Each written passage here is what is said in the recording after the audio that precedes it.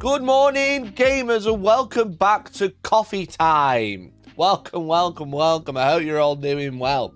A lot of people have been asking for me to do Coffee Time once again, and it's here right now. So I hope you've all tuned in, and I'll come to say hi, okay? Let me know what you're drinking this morning. I'd really appreciate it. Let me know what you've got in the old coffee cup.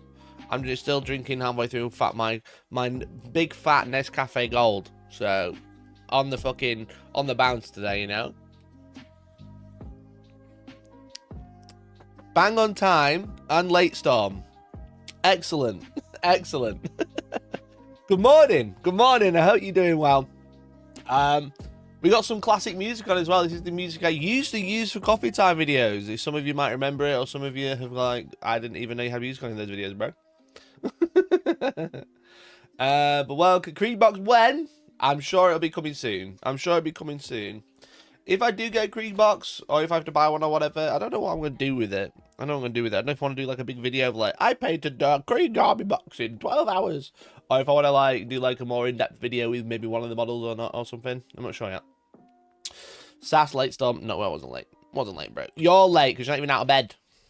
Morning, Tom. How are you? How are you? Good to see you. Good to see you. Coffee Time's back. It is coffee time. I stream at 10 every week, by the way, chat. Just not on a Sunday. I normally have a Sunday to myself, you know, where I like to chill, where I have a nice little time. But I thought I would treat you wonderful people to a little Coffee Time live first thing in the morning, you know. The plan today is to do a roundup of all of the rules that we've seen this week. Maybe talk about some tricks that we might have spotted. Maybe talk about some of the little things that you might have missed because you might not have watched every stream this week. And then that should tie us in nicely to 12. Where we're hopefully going to see the new member from Stein. Thank you very much for the 11 months, bud. Good morning to you, Stein. How you doing? You can become a member for as little as £1.99 a month. Or if you watch it on twitch.tv, you can also become a member for free with Twitch Prime. It's called Subs, and it's literally free. Yo, I'm multi-streaming on Twitch. I'm going to do the HTTPS thing. / Hellstorm Mikey. There we go. And then on the other side, I go, yo, I'm multi-stream on YouTube. You enjoyed the new Saturday morning cartoon yesterday, Space King 2? I haven't watched it yet. I haven't even seen the first one.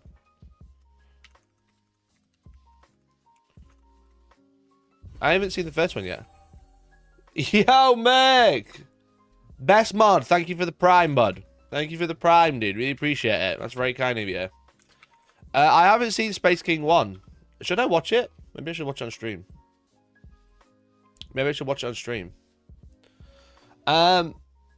So, what was I saying? Yeah, so we're gonna look at the 7 detachments that we've had this week. Should tie us over to the guard one. And then we can start discussing them on tomorrow, because we'll be live at normal time at 7 tomorrow. Excessively rude, but otherwise a good parody. Okay, cool. Cool.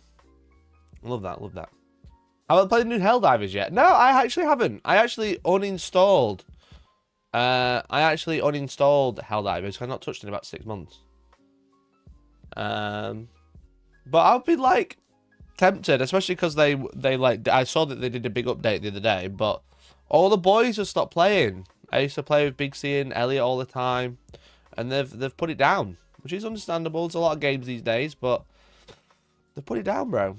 You know, what am I supposed to do? What am I supposed to play with? Play by myself? Cringe. But yeah, we won't be doing a detachment tier list today, but we will be doing a detachment tier list probably at the end of the month. I could milk it and do a tier list every week, but then it's like when I come to the end of the month, you won't care. I want you to show you if you want to keep your head roving you. I'm sure it'll be fine. Good morning, Bam. Good morning. Josh, oh, hi everyone. I need a strong coffee this morning. Yeah, I'm not surprised. It's early. It's very early. We'll be sipping a Azuro from the fancy coffee machine we have. An Azuro. What's an Azuro?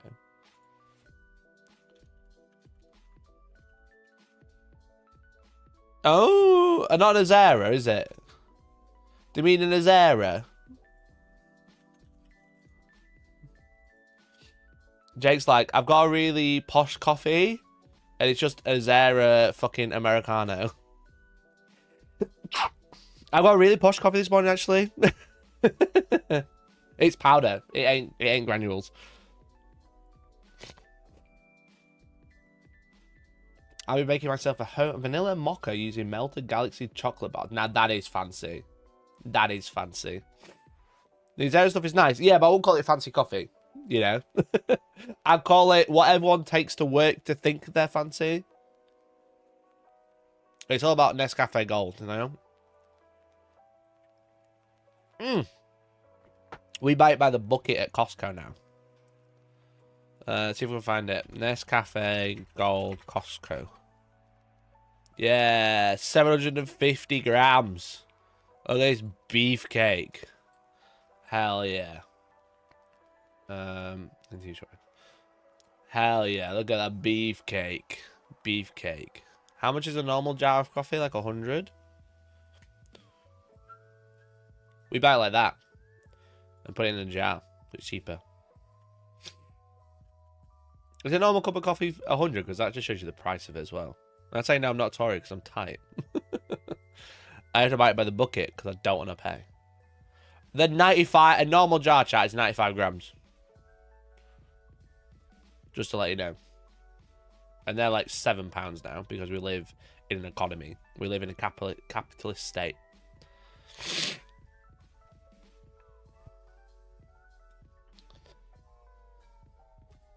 I haven't tried a proper single player this year, so Helldiver is my game of the year. Yeah, it's so funny looking at people's like, I can't believe this didn't win fucking fucking game of the year, but then it's like, you've only played that one game. I've played like 2 games. You know? You managed to finish that much before it goes off? Yeah. Never gonna lie, I work at home as well. I have like 3 coffees a day. I have 3 coffees a day. When I'm streaming, I probably sometimes have 4. I have like a coffee at like 7 in the evening. The Lungo ones, big cup coffee. I don't know what that means. I might have missed something. Tea, coffee, disgusting, disgusting behaviour. But I'll be honest though, chat. I will let you a little peek behind the scenes. I've been drinking a lot of tea recently. I think I'm getting old. I've been like, yeah, can I have a cup of tea? I drank tea in like fucking months. And it'd be like 1 cup and then that'd be it. And then a few months go by. I don't know what's come over me, but I'm like, can I have a cup of tea, please? You know, I go to my mum's. I'm like, Mum, can I have a cup of tea? She's like, what do you mean a cup of tea? I haven't got any. I've only got coffee because I didn't think you wanted it. I was like, yo, I need tea, bro. But yeah, regarding that, it's just like everyone like raving about Space Marine should have won Game of the Year. I mean, it's mostly Valorant, which is fair enough. But it's like, bro, just play some more games. Space Marine was very good. Was it Game of the Year? No, it was just really sick. Was Helldivers Game of the Year? No, it was really sick though. You know.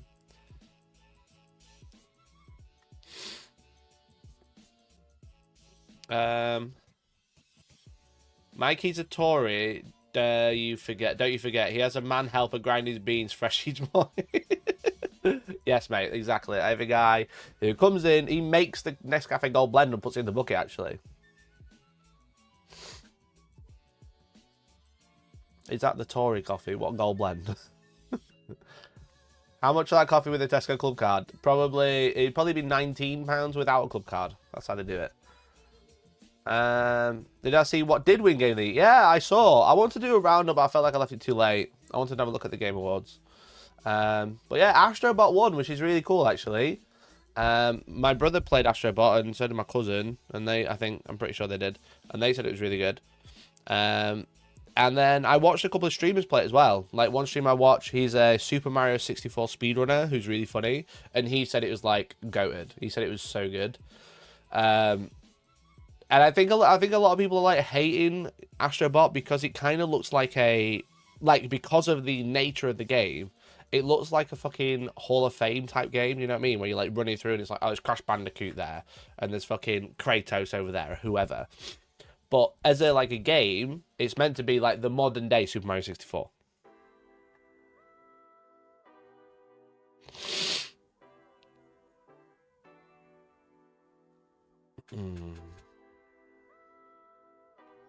Bruv, Ov's not the category winner I was talking about. Are you talking about fucking Satisfactory again? Are you talking about Satisfactory again, Stuart? Stuart always messaging me. It's telling me to fucking go and play Satisfactory. And I'm like, bro, I've got a life. I can't do this. He's like a WoW player. He just needs someone else to play WoW with him.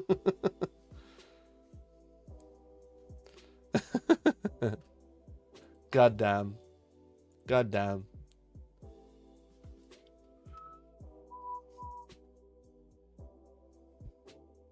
Helldivers was great, however, I think Sony dropped the ball on their behalf after all the PSN drama. Yeah, for sure. And that really puts like a sour taste in people's mouth. And it also, I think it like killed the play numbers as well. It was like after that a lot of people stopped playing it. Not through like some people because of the drama, but also some people just because it was like there's loads of shit and I don't care and the game's not being updated. I just reached up my Prime. There's some mint free games. I've also dropped you my Twitch sub. Have you? It hasn't come through yet. Try refresh. It should pop up. I should get an alert and it'll say it in chat. It should say it in chat. We're currently at 71 subs on Twitch, which is really cool. Thanks, everyone. Who's the speedrunner? It was Squeaks. Satisfactory is goated. I haven't played it, and I'm going to keep it that way. Same as World of Warcraft.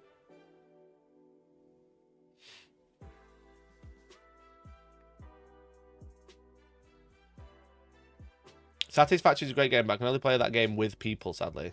Yeah, I prefer to play with, like, fucking, I don't know, dogs. My main I started playing the Return to Moria game that's Epic's freebie at the moment. It's a survival game, but 8-player multiplayer. Oh, okay, that sounds cool. That sounds cool. What am I playing at the minute? I started playing Vampire Survivors again last night because I wanted a little game because I didn't want to think too much. Because I was like, after stream, I was so tired. So I was like, yeah, I'm gonna play some Vampire Survivors. And it is quite fun. But I'm currently I've been playing Space Marine a little bit more. I've been trying to do I did a couple of ops last night. And I've been playing Final Fantasy VII Remake. I'm playing through the DLC. Because I was joking with my brother, right? So my brother, a little fun story about being a gamer. My brother wanted to get me a gift for Christmas, like a big gift, because obviously engagement and stuff. And he also didn't get me anything for my 30th, and he didn't get Georgie anything for her 30th. So it's like, I want to get you a big present, you know, a big present for Christmas to say like, here's the present of the year to wrap it all together. And I was like, that's really kind, mate. So he was like, if there's anything you want that you feel like you like can't afford, just let me know and I'll try and get it for you. And I was like, okay. And I just finished Final Fantasy VII Remake, the main story, beat Sephiroth, etc. If you're gonna call spoilers, it's been out on PC for like 3 years. Shut up. It came out on PS5 2 years before that, or whatever, or PS4 or whatever. Anyway, so I was like talking to Georgie about it because it's like a joint thing. I was like, I might just ask him to get me a PS5 so I can play Final Fantasy VII Rebirth. And she said, why would you want a PS5? There's no games. And I was like, yo, I've asked the right woman here. I've asked the right woman. There are no games on PS5. They only exclusively have Final Fantasy VII Rebirth, which came out in February this year. And I wanted to play it, and I've kind of like been loosely playing Final Fantasy VII Remake for ages. And then I finished it the other day. And then he was like, I'm not buying. I sent it to my brother, and he was like, I am a big PlayStation fan, but you do not need a PS5. And he was like, yo, you can probably wait a few months to come out on PC. And I was like, it's not even been announced yet. I don't know when it's going to come out on PC. And then they announced it at the Game Awards that Final Fantasy VII Rebirth is coming to PC on my birthday. It's coming out on the 23rd of January, sorry. So it's literally Rebirth Day. My Rebirth Day. Because I'm going to have Final Fantasy VII Rebirth. Which, chat, means I'm probably not going to stream on my birthday. And if I am, I'm probably going to be playing Final Fantasy VII Rebirth. I'm really excited for it. So it's fucking sick. It is fucking sick. I can't wait. But it's just so funny that we were like, maybe I want a PS5 for one game, and Judge was like, there's no other games for it. I was like, yeah, you're so right. That the only other game for it is fucking Demon Souls, and that's for the PS3. So, Anyway, any Final Fantasy VII fans in chat? If not, you do not care about that entire story. Spoilers. Bro, the game came out 5 years ago. It's based on a game from fucking 1997, alright? Kinda. It's a sequel, not a remake. It's all a scam, if you didn't know. If you've not played it, chat, it's a sequel, not a remake. Never played Final Fantasy? You're really missing out. They are a bit of a time sink. They are a little bit of a time sink, but they are very good games a lot of the time. Especially like Final Fantasy 2.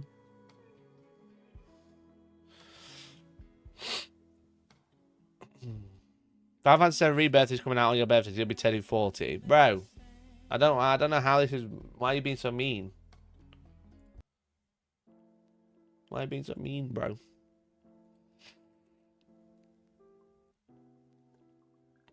Didn't Chinese player review bomb Baldur's Gate 3 because the developer announced Astrobot was a winner? I have no idea. Why would they review bomb Baldur's Gate 3? That won last year. You can't win twice. I don't think.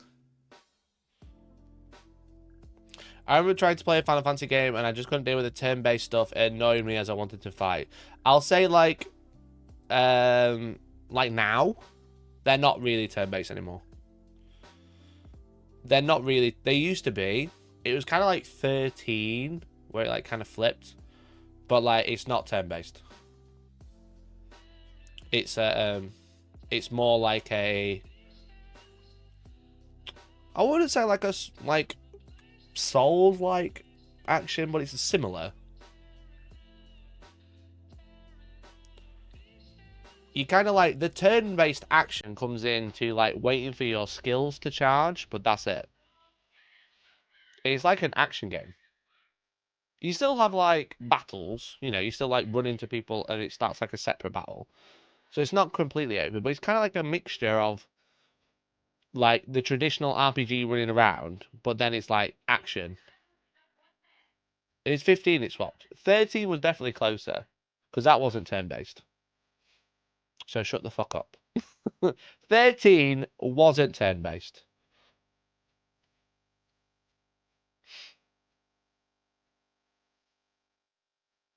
Do you think they'll call the Final Fantasy game something different? Like, finally Final Fantasy? No, they'll call it like Final Fantasy 0.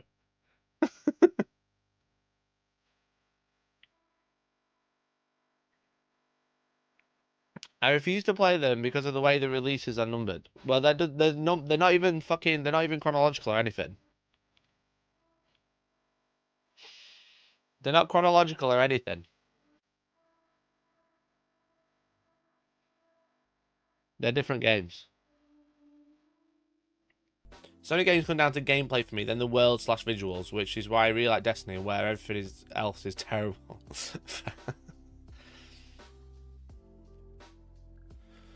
Just saw Wicked in theaters, very woke, very epic. Recommend to you all.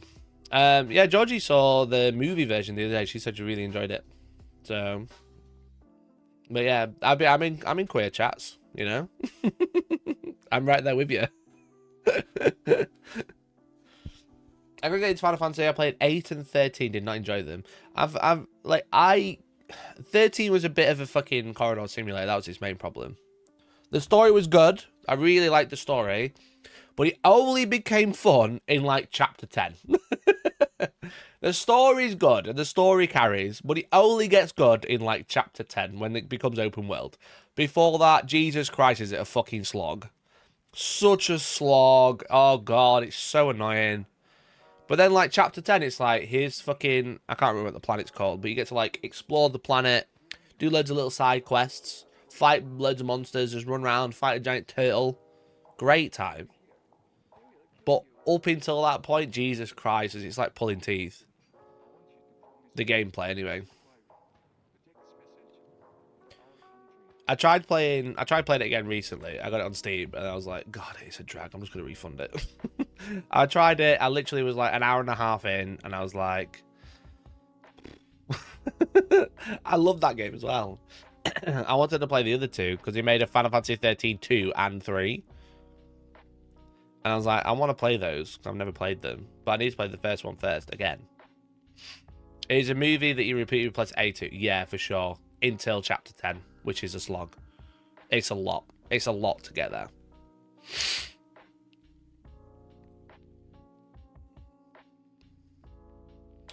It's like Modern Warfare 2 too. I've not played that one. I've not played that one.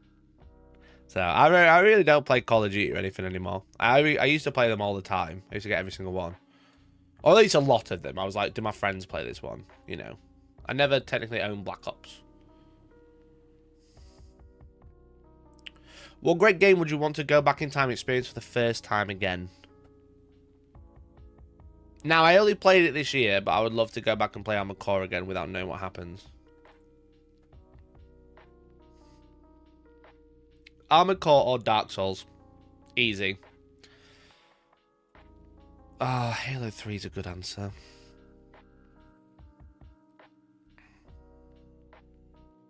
Halo 3 is a good answer, to be fair. But I feel like with Halo 3, the thing I missed the most is the multiplayer.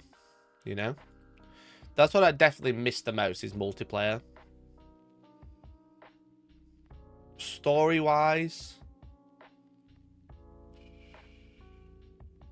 Oh, Gears of War is a good shout. But the thing is, the gameplay on Halo and Gears are great. But when I think about what game would I like to play again for the experience, it's all about the story. And it'd probably be like, yeah, probably like, or even, yeah, maybe like Dark Souls, I suppose. Exploring a new Souls game is always the best bit, you know? Resident Evil 4, what a game. Resident Evil 5 got a lot of hype. I really liked it. 3DS like Halo. No, the thing is with it is like Halo's story is decent. It's very good. It's not like the best story I've ever played. You know? But the gameplay of its time, peak. Peak gameplay.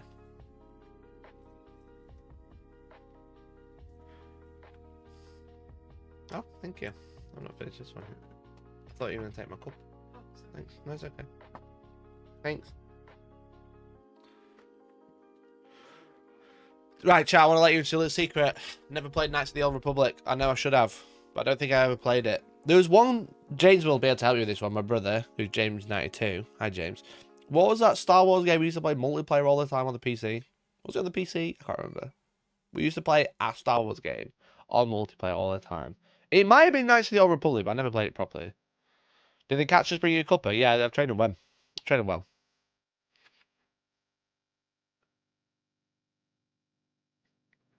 There was a Star Wars game that me and my brother used to play all the time. It might have been Knights of the Old Republic, but I never played it properly. Jedi Outcast, that's the one. Was it Jedi Outcast 2? Play on your phone, what the fuck? Yeah, Jedi Outcast 2, wasn't it? I think I have that. Do I have it on Steam? Ugh.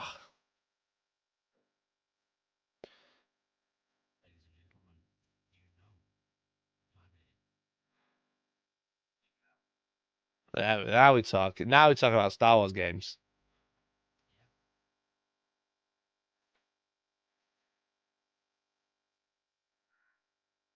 Yeah, this is the one.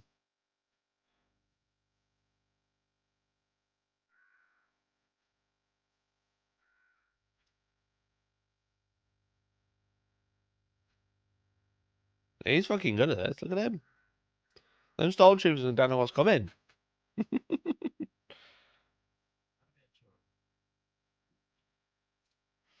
We got it for Christmas with the old Advent. Oh shit! Yeah, I forgot about that. Yeah, that was it. That was it. Fucking hell! What a great game. Jedi Outcast 2. What a great game.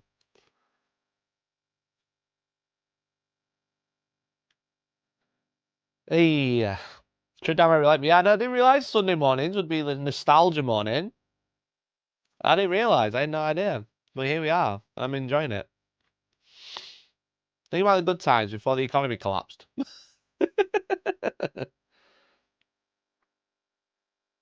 Didn't realise they restored Knights of the Old Republic. Should I have a look?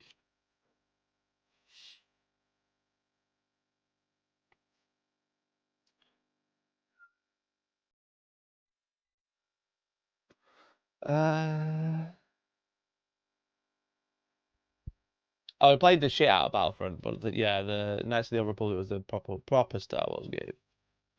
I didn't play much of the first Battlefront. It's Battlefront 2 that was the best one.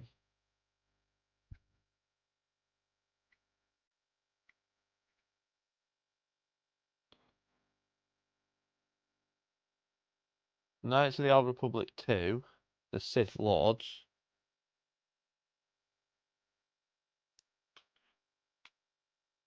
Is it like been remastered or something? No? No. It looks decent though. It looks fine. Is it RPG?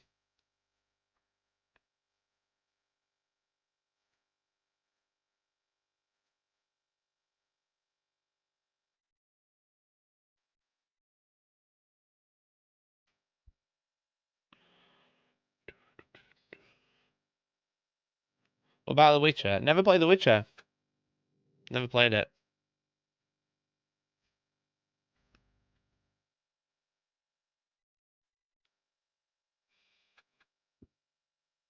I had Knights of the Old Republic spoiled for me by a colleague that played on Xbox. I was waiting for the PC release. Brutal. Actually brutal.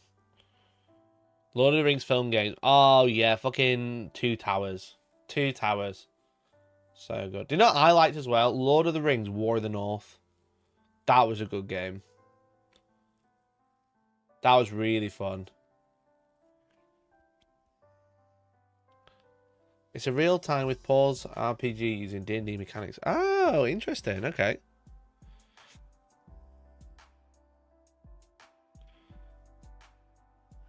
It's like a precursor to Dragon Age Origins. That's the gameplay. Right, okay. Oh, interesting.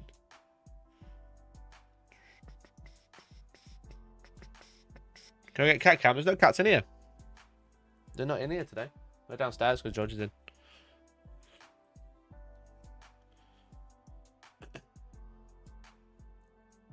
Yeah, War in the North was a good game. I like that one.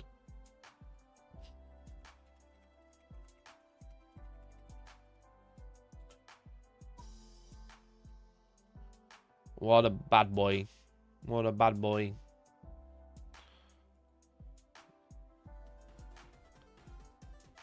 Oh, this is a review. This is sick though. Such a good game.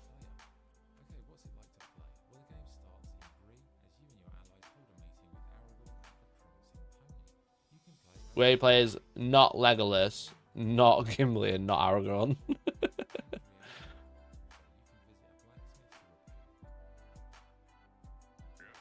I wanted to just like someone playing it, like a let's play. 20 minutes of gameplay, there we go.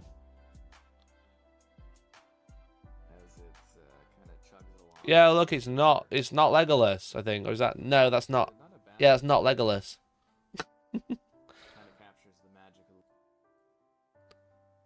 It still holds up as well, I think, chat. I think it still holds up. Beast.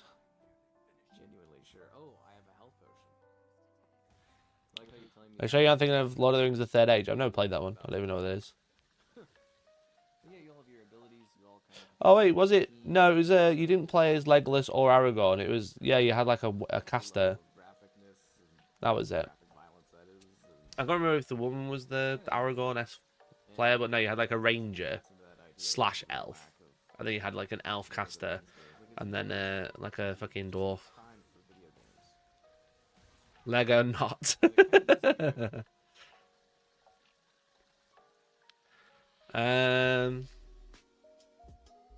only complaint about like, Knights of the Old Republic is how long you spend in the first big location. Okay.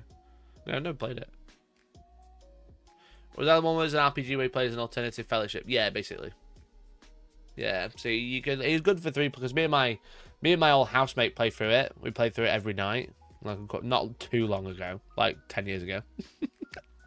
I'm getting so old. I live in fucking. I just realised I don't fucking live with him for 7 years, so it was not quite a while ago. So yeah, like 10 years ago. I was playing through it again. Lego less? Oh, fuck me. Yeah, so I played through it. It was really good. Really, really fun. Really, really fun. Hey, anyway, Chatterinos, hope you're all doing well. Thanks so much for tuning in. We should probably talk about Warhammer soon, but I think you guys are just enjoying talking about old video games. Because we're all gamers at heart, you know? I know this about you because my stats tell me. You know? My stats tell me that you are all video gamers. I was having a look the other week, and I was like, my audience are very positive towards video games.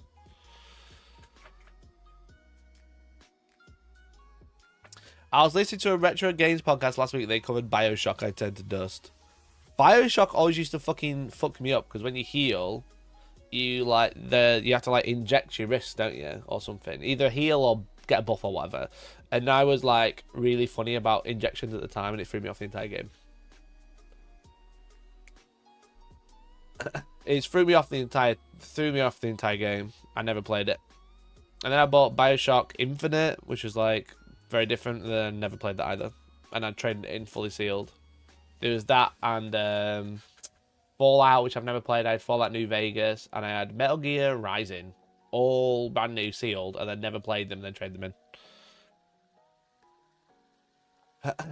How has the last 16 days of streaming been so far, Mikey? If I can speak candidly, it's going a little bit worse than I was hoping. I was hoping we'd like maintain good viewer numbers. Like, I appreciate every single one who here. It feels cringe to moan about viewer numbers when people are obviously turning up, and hopefully you guys are enjoying it. It's not quite as performed quite as well as I was hoping, but I'm enjoying it. But it's like sometimes it's just like I really just can't be arsed tonight, but I'm going live anyway.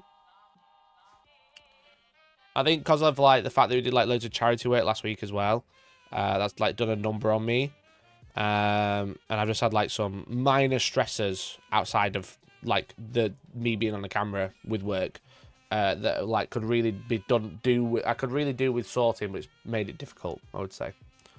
But I've enjoyed it. It's been nice to chat to everybody every day. It's nice to have like, okay, I'm gonna have like an hour or two where I'm gonna go chat to people about some common interests, which is cool. And I've enjoyed that aspect. Don't get me wrong. I've enjoyed the time on it. I was expecting it to do a little bit better though. But people, I think because I'm live every day, people are like, oh, I'll catch you tomorrow. You know? Yo, Brandon, thank you so much, mate. Thanks for the 5, dude. That's very kind of you. That's really, really kind, mate. Thank you, bud. Hopefully I was like, I didn't want to like come off as like complaining, because that's not what I'm trying to do. I'm just like trying to be like honest about it, you know. But yeah, sometimes it's really good because it's like, oh, I've got a cool idea, so I'm gonna do it. But then sometimes I'm like, I've been working all day and now I'm gonna stream as well. Because like the other day, I was saying last night, I've been writing a script for the secret level analysis, and it's like 20 pages long. And I'm like, I need to edit that, but now I can't be bothered. Because I was like, well, I've got to stream, so I can't do that now. Could be also other folks posting every day in December, which might not numbers. Yeah, for sure, for sure. There's loads of factors, right? Which I can't really, a lot of them I can't really control. But I'm enjoying it. Hopefully you guys are too. You know, a little bit of a natter, a little bit of a chin wag, and then go on to it. I'll try, because we did lots of like big charity things last week. I'm hoping to come up with some cool ideas this week, so it's not just me talking to the camera for a week. That's what I'm trying to avoid. Get me on Steam so I can do something nice. Am I not even friends with my brother on Steam? Are you just? I don't know what you're called on here. I'm probably easier to find, James. I don't think you're called Kyle. I'm easy to find.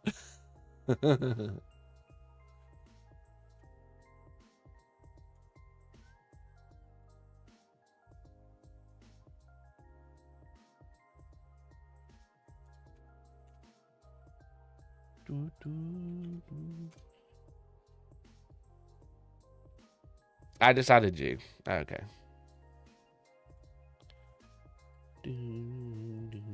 That's why I couldn't find you.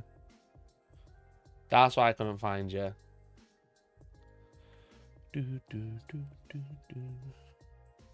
While we're on nostalgia, then I'm playing Warhammer Dark Omen. I haven't played a lot of the old games. Do a painting and chill stream and take a day chilling. Yeah, the thing is with it's painting, it's one of those. It's because it's like even less involved than these are. People just like don't bother tuning in. It's a bit cringe. So listen to Grey Days. That's my brother. He's got family right. He's got family hierarchy that we're playing with. Imagine it would be cool to go back and play Dawn of War for the first time again. But again, I don't know if that's because it was good or because it's like took over my life. You know? Is that because it's good or because it took over my life at the time and my entire life is revolved around that one video game? I don't know. Maybe. Maybe. Community games night. Yeah, we could do that maybe next Friday or something.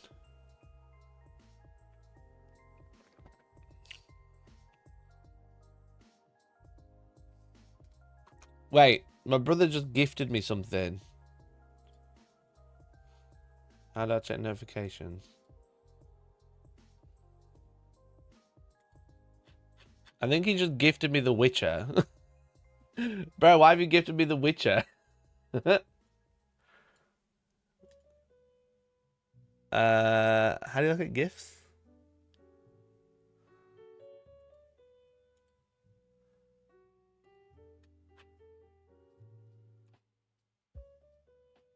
How do you look at gifts on here? You have to play it. Is it because you can have sex on a horse? Is that why? Is that why, bro? You're like, bro, you need to see him having sex on a horse. The green thing in the top right, I don't see it. I mean, it's a unicorn. Well, what the fucking, you know? You know, yeah, fair play. Thanks, James. Appreciate it. Bro, I've got Final Fantasy RPG to finish. I can't start another one, yeah? Thank you, bud. That's very kind of you. I can't fucking see it, though.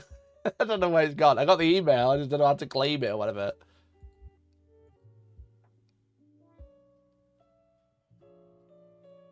I'll find it in a bit. I'm sure it'll pop up. I'm sure it'll come up. Thanks, mate. I'll send you a picture of me having sex on a unicorn. Plus, you need to understand why all the people moaning about Witcher 4 characters are just mental. Yeah, it's because they're all fucking big, racist, misogynistic cunts, that's why. They're like, I can't fap to this game character now, what the fuck? And it's like, bro, you just fucking got brain rot. That's all it is. I tried watching the series. I watched the first series on Netflix, which I enjoyed. And then I tried watching the second one, I think. And then I kind of like fell out with it. Imagine how different your life would be if you grabbed a Hello Kitty game instead of Dawn of War. Yeah. Yeah. Be so much cheaper and I'd probably have a really boring dead-end job. You know? It is wild to think that one time I won £10 voucher and bought Dawn of War from Zavi. Now my life looks like this, you know, rather than what it could have looked like, which probably would have been pretty shit, to be honest. But it's just wild, isn't it? Like a £10 voucher for winning, I think there's a writing contest, I can't remember. Maybe some Neko Boy streamer.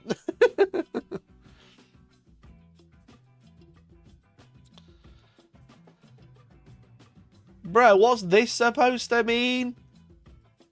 What's this supposed to mean?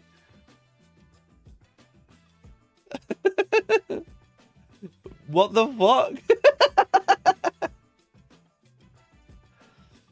So this job's not boring, just dead end? No. It's not boring or dead end. What do you mean? What this job is, it makes me unhireable. I'm unhireable now. Imagine someone being like, yeah, what's your history? I'm like, yeah, I was a YouTuber. And I'm here just calling everyone a fucking cunt.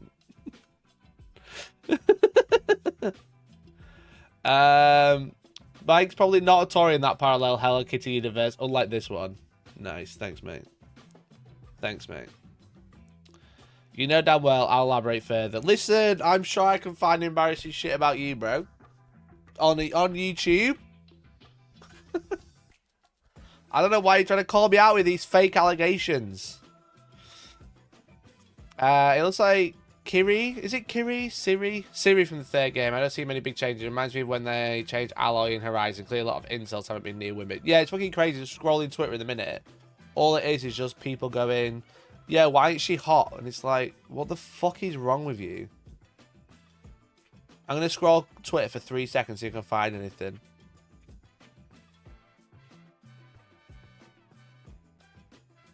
I literally did scroll for 2 seconds and found a complaint. What kind of law will they make to justify her being a Witcher? And someone just be like, I don't know, you can play Witcher 3 and find out. And maybe I'll find out when I play Witcher 3. Another little scroll. Just scrolling my timeline, you know. Just that's all I'm doing. Scrolling my timeline. Wait for another Witcher reference. A lot of Nazi stuff on here, to be fair. Not in a good way. Not like Nazis getting beaten up, just to clarify. It's all just fucking talking about Stellar Blade as well. Again.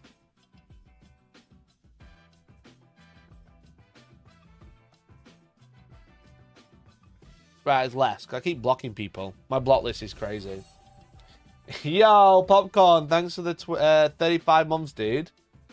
Twitter in 24 is a unique place. It literally is. Literally is. Can we start a petition to get James on stream? No. No, he's just coming out with some fake shit.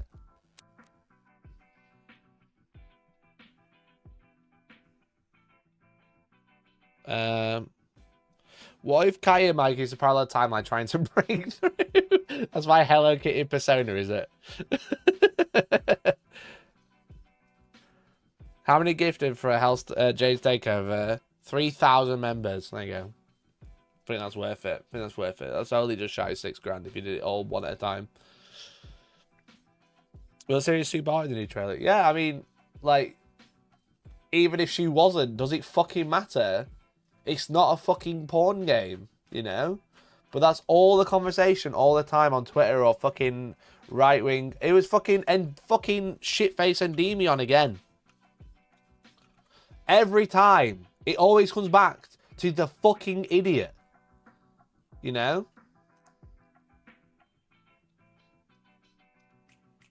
Look at that. Stop having pattern recognition skills. Stop noticing things. Just consume product until next product. Like, bro's criticizing women or how they look in video games and looks like this. Criticizing how a video game character looks like this. And this is an old picture. This is a very old picture. Like, bro, just fucking go outside and touch grass. Oh, wait, all you have to do is complain about act like a fucking incel on Twitter, make a video about it, be like, I love video games, and the culture war is attacking video games directly, and then make loads of money and get loads of views. That's all it is. That's all it is every time. All it is every time. Okay? I have no problem playing Siri. Hell, I made multiple videos theorizing we'd be playing as her in Witcher 4. It made the most logical sense going forward. She can travel through space and time. The game's codename is Polaris, for God's sake. It all connects perfectly. Just fix her face and the rest may be fine, but we'll see. And the fact she seems to be taking Witcher potions is definitely red flags, since women cannot become Witchers. It's in the law. Look it up. But it's just like, every time, they just fucking complain because it's the best thing to do at the minute to make money, you know? To make money because people keep watching it, you know? People keep watching it. He's such a knobhead. I'm surprised he's not made a video about Henry Cavill who's cancelled the thing fucking 19 times. Look at that. Witcher 4 and Intergalactic embrace sweet baby agenda and Marvel Rivals spits on woke freaks. What does that mean? It means nothing. Shut the fuck up. Grand Theft Auto 6 created forced out of Rockstar by woke activists. Look at him. Look at him. Woke devs demand players not support Marvel rivals. Shut up. Look at the fucking state of this. This is your leader for the anger and the angst on Twitter. Look at it. It's just fucking slop, bro. It's just slop. Look at that. Gay Henry Cavill as Gulliman. Sweet baby defenders you demand you reject Warhammer 40k plus woke for each call Space Marine 2 fascist. It is. That's okay. It's called satirical analysis. You should try it sometime, bro. Space Marine 2 devs blast Ubisoft for woke agenda. Plus, Games Workshop cancels Warhammer 40k series? Question mark, question mark, question mark! Exclamation point! Shut the fuck up! Shut the fuck up! You are so stupid. Space Marine 2 CEO rejects woke agenda plus base Warhammer 40k wins. I thought they wanted to cancel the series. How did they win? They reject the Warhammer communist fucking woke agenda. Shut up! Shut up! Oh, it just makes me so mad. It makes me so mad. It just like angers me so much because I just look at those videos, which is just a guy talking bollocks for 5 minutes with footage that he doesn't own. And he'll get like 150,000 views. And I'll make a video being like, yo, you're all being fucking cringe. And I'll get 10. You remember, like, I was watching a video the other day, right? I was watching a video, and I can't remember the guy's name. But it was like, how I stopped being alt-right. And it was a really fascinating video. How, like, 10 years ago, we had social justice warriors, you know? And people online used to trigger them, you know? Ha, you triggered, bro. You know, you're so triggered. You're so fucking. You know, you're just trying to be a social justice warrior. Look how mad he gets when I get trying to annoy him. You know, it wasn't Jimmy the Giant, but I did watch Jimmy the Giant as well. But that was after. Because I used to watch Jimmy the Giant. I watched a few of his videos, and he kept saying stuff that really threw me off. So I'd like put him on like do not recommend. And then I saw Hassan react to his video, so I'd look at that. Was it the guy that looked like Kratos? Yes. Yes, it was. I can't remember his name now, Filth Wizard, but yes, that's exactly who I'm talking about. He looked like Kratos. And he was just like, yeah, 10 years ago, social justice, the joy on the internet for a lot of people was to wind up social justice warriors, right? And then over those years, it's become hating the woke people. But then they're the ones triggered because every time they see something, they get angry and start like fucking mass downvoting and getting offended and saying that they're killing video games and stuff like that. And I was just like, yo, that is so true. They went from the triggers to the triggies. When am I dyeing my hair? Either today or tomorrow. I just need to go and buy it. I just haven't been anywhere to buy it, I'll be honest. But yeah, I was hoping I was going to do it yesterday, but I'll be honest, I just had my hands full. But yeah, I'll be dying. I'm not forgotten. It was a great video. I'll see if I can find it. It's a really fascinating video, just like an insight of like going from one end to the other. And then I watched the Jimmy the Giant video, and that was also fascinating as well. How I escaped the alt-right pipeline. Let's try that.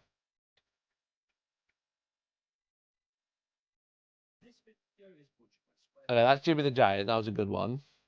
How I stopped being alt-right. I don't remember.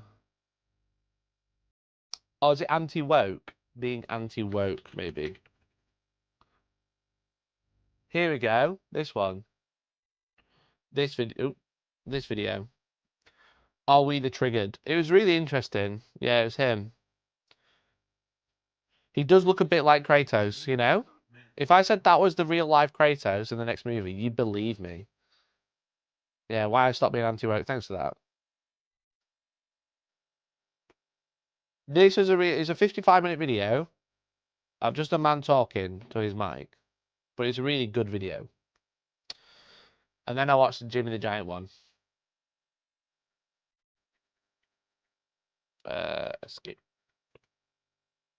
This one, how I escaped the alt-right pipeline. It was really, really fascinating. Really, really fascinating. But yeah, I watched him. As you can see, it was this one. It was actually this video that made me stop watching. I can't remember what he said, you know, but I was like, you don't sound very good, bro. It was like, this thumbnail threw me off, but I was like, I'll have a listen, you know, like to have a listen. And then he said something, and I can't remember what it was, so I'm not going to play it just because I can't be asked to try and find it. But he's like, in this video, and that's why I've literally only watched the beginning part, as you can see. I was like, nah, I'm not going to watch this because this guy's cringe. But then his older videos before that, he did videos about like chav culture, like how the forgotten age of chavs, which I thought was like really interesting. How a scam changed America. I watched that one. There's probably a couple others on here that I've watched as well. But yeah, then I watched that one and I was like, yo, he said something, and it just like I was like doing, I think I was like fucking hoovering or something at the time, you know, just one of those types of videos.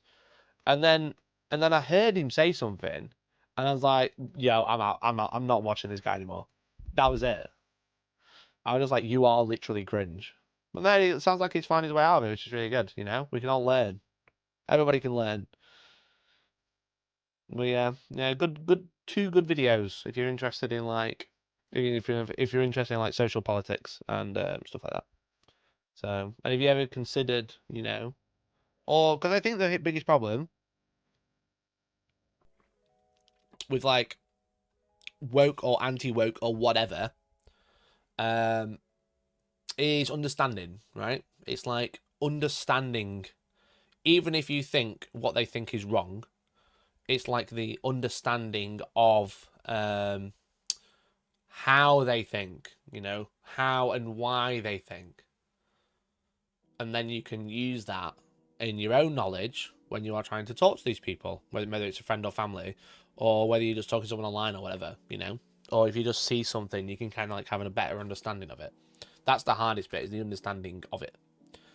Because the reason like social justice warriors back in the day used to get so much fucking hate and just like, ha, you mad bro, is because everyone's very passionate, but also people get very emotional very quickly. And that's where the people were like, haha, triggered. Whereas now, I think the best course of action, if you are trying to take action or whatever, or just an understanding, is the understanding, you know? Who's trying to like work out why people think that way, why people feel that way. So yeah, and those two videos definitely helped, because it kind of like gave like, they were talking about their own experience going from one end of a spectrum to another, and yeah, it gives you like some insight. Even if you don't agree with it, you can just learn from it, you know? It's generally so gratifying to call a triggered right winger a snowflake and watch him implode. Yeah, because that's the thing, right? That's the other thing. It's like that first video, the how I stopped being anti-woke, is like how it went from triggering people who are sensitive to becoming the sensitive, but about the opposite, if that makes sense, you know? Rather than being laughing, because I'm just going to like, obviously it doesn't sound good when I say it, so out of context it doesn't sound good, but it's gone from people laughing at people who are not racist to getting triggered because they're shoving like, you know, minorities or like LGBTQIA plus people into video games, you know, and they're getting triggered about that, you know, and they're like calling CEOs and downvoting Steam games or whatever. So it's really weird how that flipped, you know. They are the triggered, but about the opposite thing that people were triggered for before, which was just stop being racist. I love asking anti-woke people what woke is. They can't normally answer the question, so then you ask, how can you get angry about something you can't define? Yeah. Because they know that whatever woke is just anything that they don't like about their internal politics. And they don't want to say it out loud, usually. But yeah, I think it's an interesting conversation. Speaking of, we should probably talk about some Warhammer this morning, because I haven't touched it at all. I've been live for an hour. What a ramble. What a ramble. Thanks, everyone. Really appreciate it. Thanks for watching on YouTube and Twitch, both at the same time. Really appreciate you all. Can't believe Christmas is woke now. Yeah, you can't even say Merry Christmas now. You have to say Happy Holidays. Like every year. That one always makes me laugh. You can't say Merry Christmas. You have to say Happy Holidays, actually. It's funny, we're talking all about this and I'm wearing a woke shirt. Maybe I've indoctrinated you all. Maybe I've been doing some subliminal messaging, which you can buy at hellstormwargaming.co.uk/shop. Merry wokeness. Alright, chat. This week we've had 7 new detachments. We're about to get an 8th, okay? We are on... Oh, no, we've not had 7 new detachments. We've had, like, 9 new detachments this week.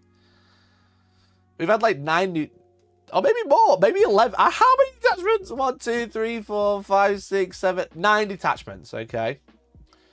9 detachments. I had to think about it. And what I like to do on my new segment called the Weekly Roundup is have a look at the detachments and tell you all any tricks that I found in them. So we're going to start from the beginning, and we're going to do this as a little roundup, okay? Counted Mikey's down. Shut up, they released 2 twice, so I was like, oh, that's another 4, but it's not, it's another 2. God, always getting criticised on here.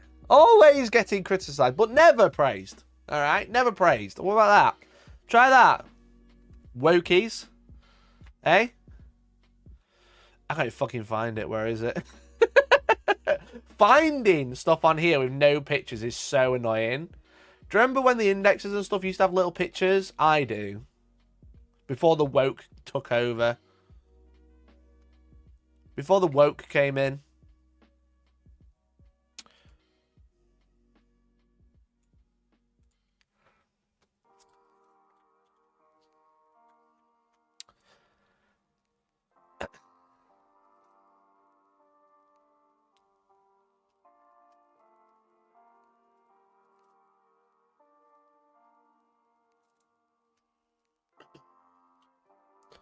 Who's a good boy? Thanks, mate. Thanks, appreciate it. So, the first detachment we saw this week was the Veil Blade Elimination Force, which is the Imperial Agents detachment with the Extremist Sanction. And sadly, I think this week, this is the Thousand Suns detachment, but actually a little bit better. Because, like, with this one, there's no real, like, crazy tricks. What are you two doing? There's no real crazy tricks. This makes all your assassins better, which if you're playing assassins, you're going to have a great time. Okay. That's going to be good. That's going to be fun. You're going to enjoy it. The problem is with this one is it only really buffs assassins. I mean, the strats are good on the infantry. Don't get me wrong. It's not just assassins, but every stratagem is like has an effect, or if it's you targeting an assassin, barring this one. Even then, even when you target an assassin, it just makes it even better. So you kind of need to desperately take loads of assassins, but all your assassins are much more expensive because of these extremist abilities that make your assassins cost more but do more. Because obviously you get the double once per game ability and you get an extra ability as well. So like, it's good, but it's not strong. And it's relying on like 3, maybe 4 models. You can't take a 12 assassins. No, you can only take 1 of each because they're epic heroes now. Which is why they have these extremist abilities rather than just enhancements. Because if they weren't epic heroes, these could all be enhancements and it'd be fine. All it does, it makes the 3 or 4 models you've got more expensive, but to make them arguably better. But I would say this is the detachment of the week, starting off low, that doesn't have a trick and isn't very playable in terms of like actually being good. It'll be fun if you play it. Don't get me wrong. If you really like running assassins, you're gonna have a good time. Again, you've got your double abilities, which is great. You've got your decoy targets, which is good. You've got the Collects Assassin one is probably the worst one. You're probably not going to take a Collects Assassin in this detachment. The Eversaw one is really nice, and the Micro Metal rounds obviously makes taking out any character rather than just infantry characters really good, really good. But it's 3 models. You got Prime Target, which is decent. Obviously, just rerolling wounds. Great time. You got Hyper Stims. You're getting a 4 at Feeling Pain to the Eversaw Assassin. But as soon as you lose one of these assassins, you're losing a really good strat to just an okay strat as well. This detachment sounds like it was named after some 7-year-old secret treehouse club. Yeah. So I think we start low. We start on the floor in terms of detachments this week. This one's fine. It works if you want it. you know? It works if you want it, but most people probably don't want it. They should have made it so you could take 2 of each instead and wouldn't be broken. Yeah, for sure. I'd even think 3. I even think 3. 3 Vindicars sound scary. They're not that good. You know? And then in this detachment, they're like fucking another 45 points. The London Liberal Elite have stolen running 4 assassins from you. Yeah, for sure. I think you used to be able to run multiple. Quick question, Mikey chat. If you're a Prime member, do you still get a free Twitch sub? Yes, you do. If you got Prime so you can watch the secret level shit, you can give me a free sub. So yeah, not mega impressed with this one. It's just fine. Fine, to be honest. The first one that's, like, interesting is the Chaos Knights Iconoclast. Okay? So the Chaos Knights one is a little more interesting. Okay? Now, this one doesn't have many crazy tricks either, but what this does is it promotes using the big knights rather than the little knights. You know, war dogs are super popular. Running 14 war dogs is good, okay? But if you've ever wanted to take big knights and you want them to kind of work, this is the detachment for you, okay? The fun thing is obviously you have this, while a friendly damage unit's within 9, you can re-roll a hit and a wound roll of 1. That's really good because of the aura, you know? This kind of fun, makes your cultists a little bit better. The main thing is your Dark Sacrifice, which is essentially Dark Pact, you know? And what you do, you slurp up damned models and destroy them, and then you get lethal or sustained. Now the problem is you've got no way to heal cultists or damned in this army, except for like natural abilities, so like the AC/DC, for example. They can regenerate, but outside of that, you're just going to be slurping models up.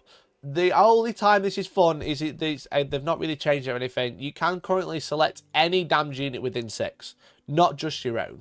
So if you are playing against Chaos Space Marines and they've got AC/DC, or if you're playing against Chaos Knights and they've got this detachment and they've got some damned units, you can slurp up each other's damned, you know? You can say, damn, that's tasty.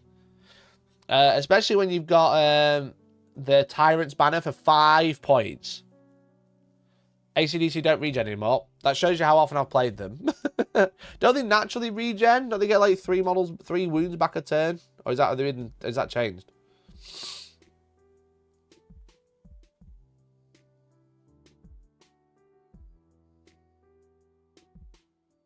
LOL. They get bloodstained instead. Right, okay, there we go. So yeah, so for 5 points, you can now start slurping up other people's AC/DC or other people's cultists, which is really good. So you just played the Kirby faction. Which is very fun. So this one, it's fine. It's fine. The problem, okay, the downside. The problem with this one is you've got to slurp up your own units, really. So the units that you're taking to hold objectives, to get the buffs, you're also killing yourself slowly. And they've got to be quite close if you've not got the Tyrant's Banner.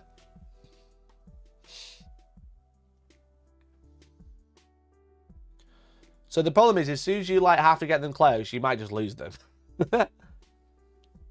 And War Dogs are very good in this one. It is basically for the big ones. If you like your War Dogs, you're probably best off with the other detachments. So right now,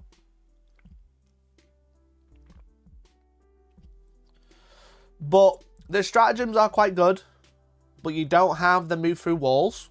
So your little War Dogs are really struggling. So you basically want to take big ones purely because they have the natural of move through walls, roll a 1, you become battle shocked. And you don't have rotate, or whatever it's called. Evil armor rotation. So that makes the big ones a little bit more susceptible to being killed in a turn because you don't have it being able to spin for a 4+ invuln.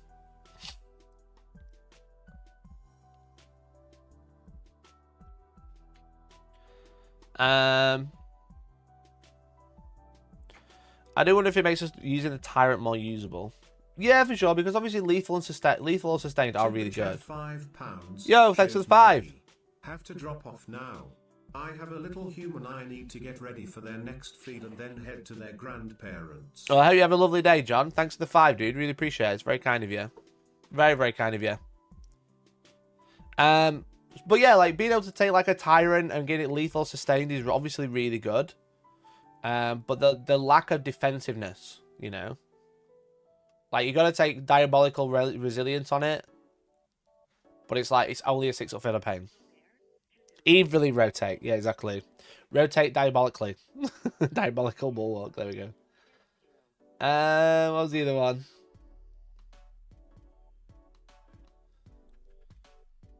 And then this. Profane Altar is really good. So lethal and sustained on a unit.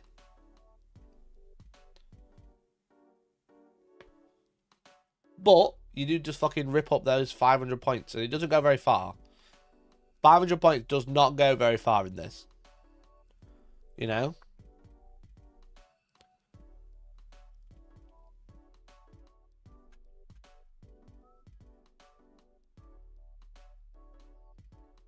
So this one's fun, but there's no real tricks. The only trick is you can slurp up other people damned, you know? Whether that survives or not, I don't know. A lot of this you have to kind of like take with a pinch of salt because we don't know if it's going to last until when it comes into the app or whatever. But you got a little reinforcement strat, which is handy, but you can't use it on the Curse's Cultist, which is the ones you want to take. But yeah, it just makes all your other ones, all your big knights, you know, like you get Advance and Charge, which is Advance Shoot and Charge for 1 TP, which is really good. Really, really good. But yeah, you're probably just going to want to take 1 big unit, maybe 2 big units of Curse's Cultists, and some little cheap ones. 500 points is 100 cultists. But what can you put with that 500 points, you know? I guess the problem is in order to take the big knight, you have to take less of them to fit like 250 points of cultists. Yeah, that's the thing, right? It's like you say, oh, if I take 500 points of cultists, now I've only got 1,500 to spend on big knights, which is what, 3? Everything's super fast now. Yeah, for sure. Like, the boards have got smaller, the deployment zones have got closer, and everybody's got Advance and Charge. Lots of ally stuff in these detachments. I wonder if GW wants to sell more codexes. Yeah, probably. Probably. It's a good way to do it. I don't think this is a one where you go out and buy cultists to play this detachment, much like the next one I'm about to talk about. This is kind of like a fun way if you've already got them, you know? Everything is fast except mounted. Yeah, mounted actually not eating good. Yeah, zoom detachments, again, when I'm talking about these, I'm not talking about whether they're fun or not. Because I think this one is. I think it's pretty fun. You know, it's pretty funky. But the problem is like, you're taking flavor over being able to do what you can already do.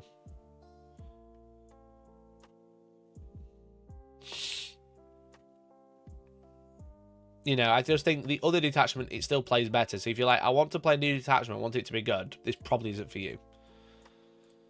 Speaking of, Imperial Knights. The Questor Forge Pack.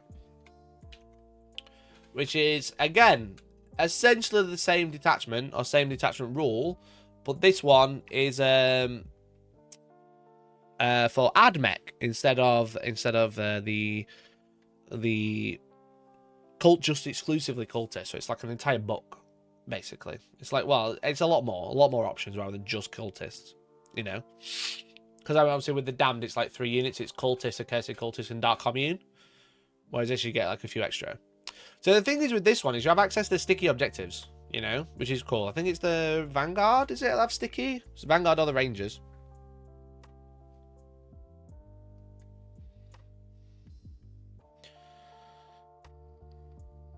It's not the Vanguard.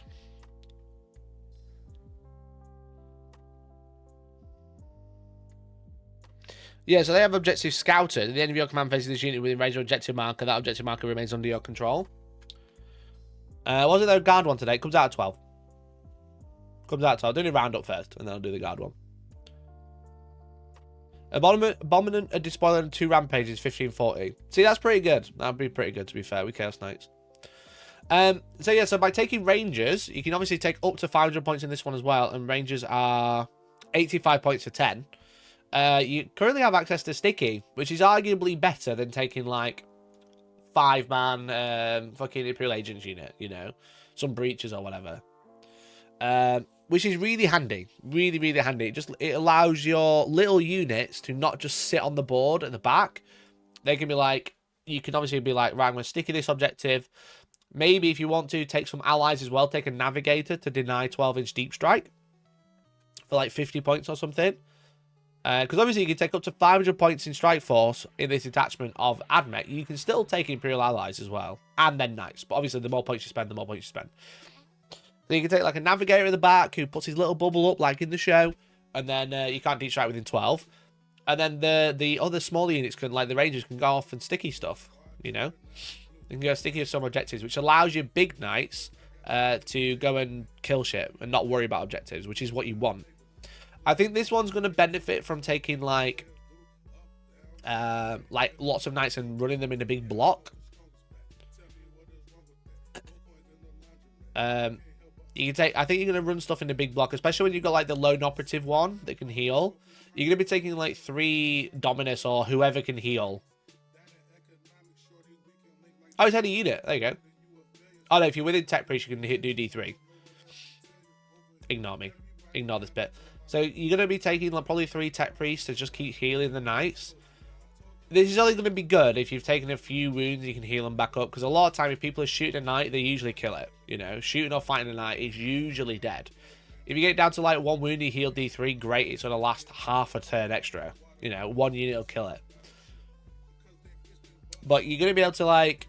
you're going to be able to like heal quite well on a few Knights, you know. So, like, this one is D3 plus 2, essentially, which is not bad, you know, which isn't bad.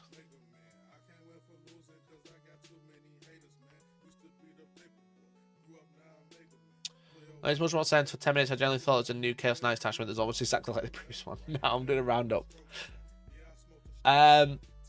So, yeah, so, like, some of these, especially, like, the plus four wounds is pretty spicy. But yeah, the main problem is the Knights will die before you actually get a chance to heal them a lot of the time, especially because we don't have rotate either. You know, again, we're missing a very crucial stratagem. Every Space Marine gets access to Armor of Contempt, even if it's worse now. There's no rotate iron shields, so your only defensive abilities is healing them, and you've got to be able to keep up with the Knights to heal them. So you're probably going to be running around in a big block, I think. And not moving so fast. You're not going to be having like 1 Knight charge over here, 1 Knight charge over there. You're going to be running it together so you can keep healing them.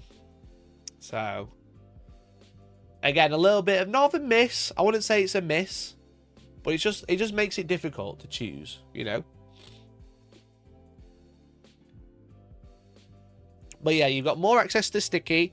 You got more access to little things because the Imperial Knights don't have like a War Dog build, you know, like Chaos Knights have the War Dog build, which obviously everybody runs because it's really good, but Imperial Knights don't have this, so this just gives you more access to allies, essentially. It gives you more access to little units that are going to hold objectives, etc. for you. The 3 people that bought Sekitari are loving it. Yeah, yeah, for sure, I agree. But yeah, the problem is like, you're relying on this guitar, but this guitar just die. You know? Again, you've got to have them within 3 to heal. So the only the one that's lone op is going to survive. And if the Knights are advancing forward, lone op's not going to protect you forever. Protect you early game. Makes you think that the coders will update all big Knights on 4+ invuln. If that's the case, this detachment suddenly looks very different. You know? If they're all 4 invuln and rotate iron shield isn't a thing, this detachment looks super different. As a Secretarial, I feel called out. Good, you're supposed to.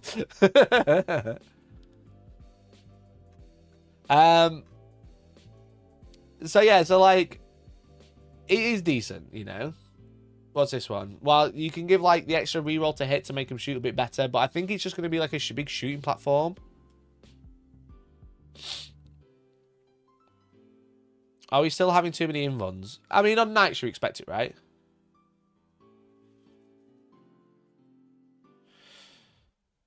Knights just need a rework. I will say, though, that the new Chaos Knights attachment does a good bit of heavy lifting.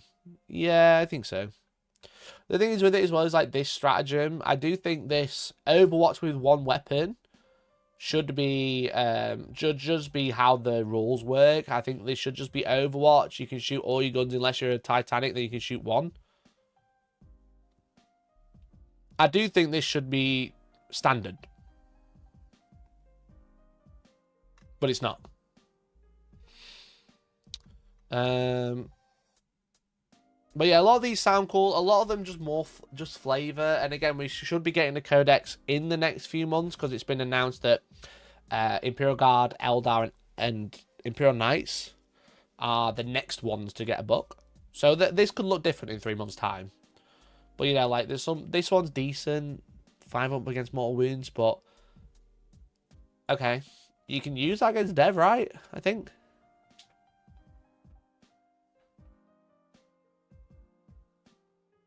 I think you can use that on Dev wounds now, because it technically counts as a mortal wound that doesn't spill.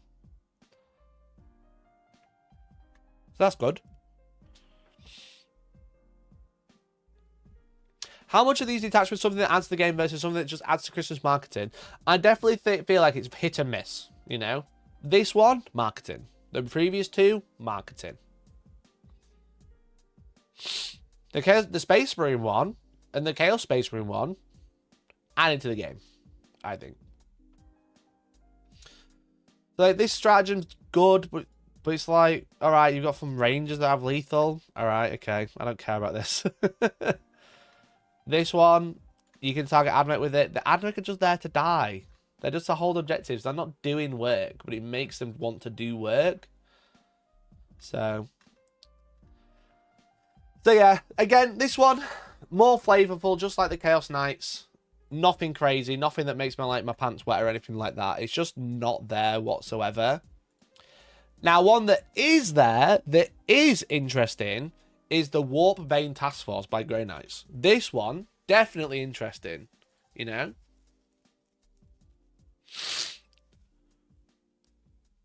Did you hear the rumour that GW took the Guard Book Master copy back from the printer because they realised that it would make Star Shattered Cross look tame in comparison? I did not hear that rumour, and it is bollocks. All I'll say, that rumour is definitely bollocks.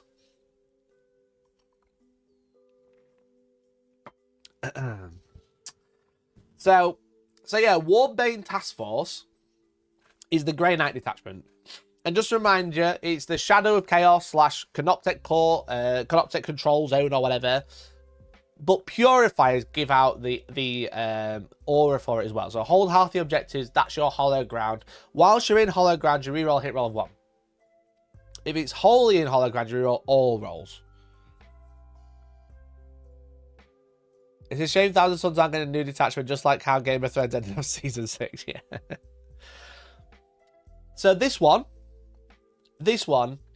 is a good detachment, okay? This one is very good. Because everybody rerolls once to hit just naturally in this detachment. If it's a Purifier or it's wholly within Hollow Ground, you reroll all hits, okay?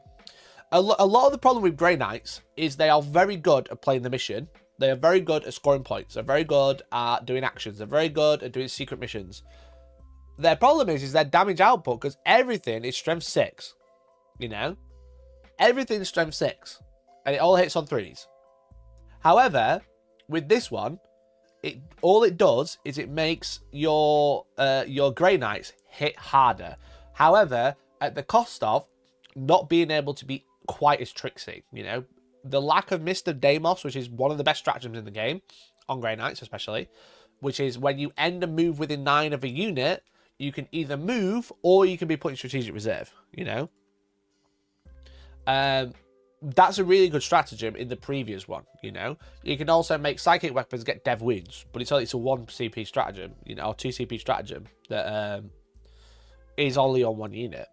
All this detachment does is it buffs your army to become a little killing machine that doesn't play the mission quite as well. You basically swap you a little bit of mission play and survivability for raw damage, okay? Especially when you've got a 1 CP stratagem to reroll wound rolls of 1, or if you're a purifier, you reroll all wounds, you know? Because of the sanctified kill zone. So now what you're doing is you're rerolling all hits probably, because if you play this right, you'll always be in range of your purifier unit, or you'll be in hollow ground. And then you can give a reroll once to wound as well, which is really good. You know? The issue is like, if you are on the back foot, you do lose a lot of damage output. Because obviously we're thinking, yeah, if your range of purifiers, you're rerolling all hits. Let's fucking go, boys. We're clapping, having a great time. But what this inherently does, like it does with Necrons, like it does with the Chaos Shadow and the Warp, it is a win more detachment, okay? And what I mean by that is, yeah, you've got purifiers, okay? You've got purifiers that can help. But if you are not holding half the objectives, you're not in hallowed ground, which means you're not rerolling hits. Whereas if you're already dominant on the objectives, your army's in a hollow ground. It's rerolling hits. It can reroll wounds. You've got all your strats that are better when you're in the hollow ground, rather than being outside of it. You know? So it's one of those. It's like, if you're already doing well on objectives, which is how you win Warhammer, by the way, stand on circles. If you're already doing well on objectives, your army's stronger. But if you are on the back foot, I feel like the momentum can be really hindered, and that's a problem. So you're going to have to take purifiers, and you can't YOLO them all. You've got to keep some back. Because if you YOLO all your purifiers, because they're getting like rerolling hits all the time, they get reroll wounds for 1 TP, and they all die, now you've got to like hold the objectives, and if you're not holding the objectives, your army is just worse. So it kind of controls your movement a little bit. You kind of want to be going to the objectives anyway, but you need them. You need them for this detachment to be good. So I think this is probably going to be a lot of people when we first came out were like 30 purifiers, go. I do think 10 purifiers with Crow, and then maybe like 2 units of 5, which would be really good, because you can use the 2 units of 5 and buff auras, and then you can use the unit of 10 for your damage output, because they are good. They are really good. You know, 1 CP for reroll hits and wounds. That is decent. Okay. Let's have a quick nosy at the enhancements and strats before I continue talking. Add 3, gain precision, which is decent. Have stealth.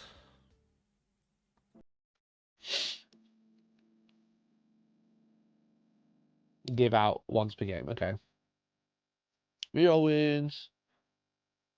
Do some more wounds. Deep strike 6.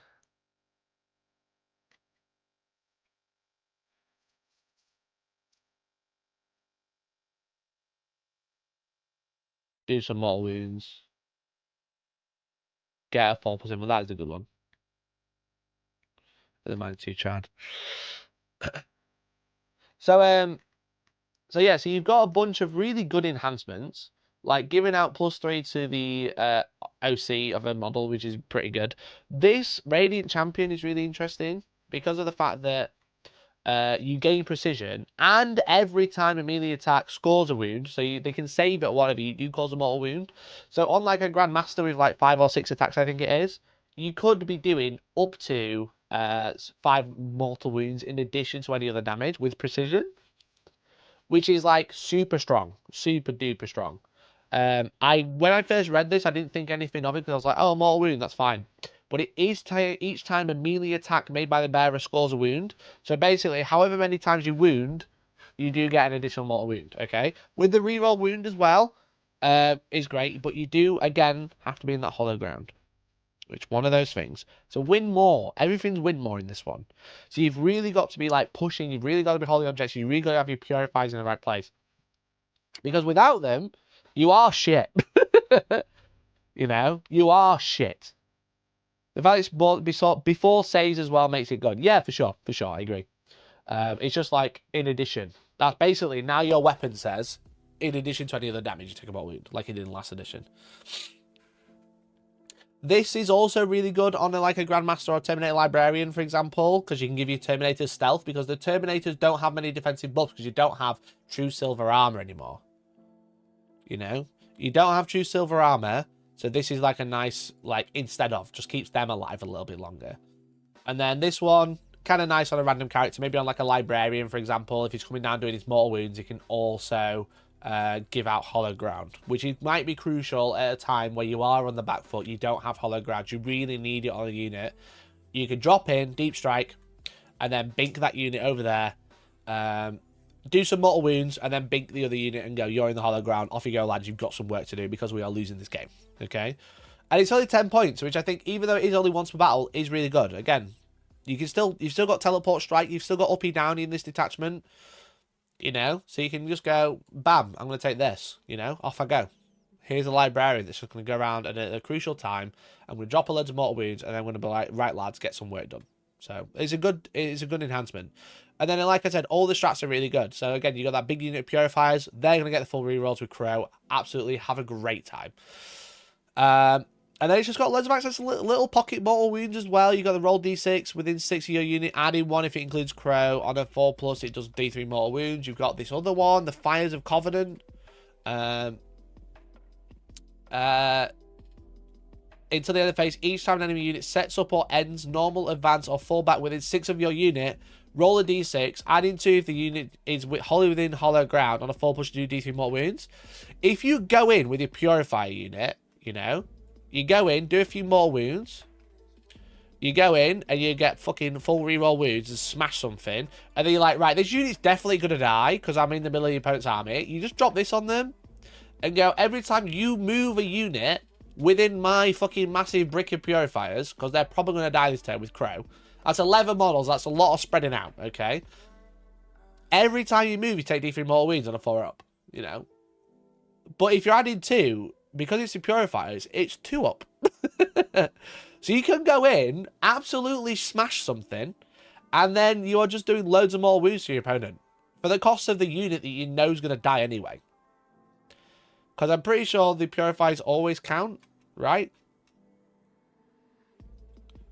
The area of the battlefield within 6 inches of a Purifier is within the hollow ground, yeah. So a Purifier unit that goes in and kills something with full reroll wounds, does some mortal wounds on the way in, then just does loads of mortal wounds on a 2-up to fucking half your opponent's army. If you get like a cheeky turn 1 charge with them or something, absolutely laughing. Because eventually that unit's going to get stuck. Okay, that's just what happens with combat units. Eventually it gets stuck. You've got to send it in, you've got to do some damage, you've got to kill some shit, and then you can just be like, right, okay, lads, my hollow ground, all within 6 of me, is going to be loads of mortal wounds. So that is a cheeky trick. Again, 30 Purifiers sounds funny, but I do think 10 Purifiers and 2 units of 5 for you buffing around the back. Because it just makes your Dread Knights way killier as well, giving them full reroll hits. And if you do, you can always do this if you're going to lose them, but having access to a 4+ invuln kind of mitigates the lack of true silver armor as well. Because obviously you have a 2-up save anyway.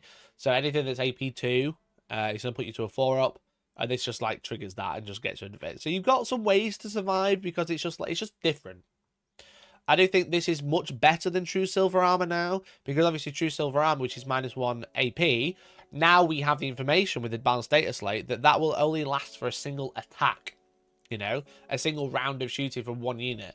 This will last till the end of the phase. So this is a good stratagem. So you've got like all these 3, which are very defensive still. They're just not quite as tricksy, I would say. You know, this one arguably defensive. It might keep units away from you. You know, let's say you use this so they all move outside of 6, and then you go, right, you're -2 to charge.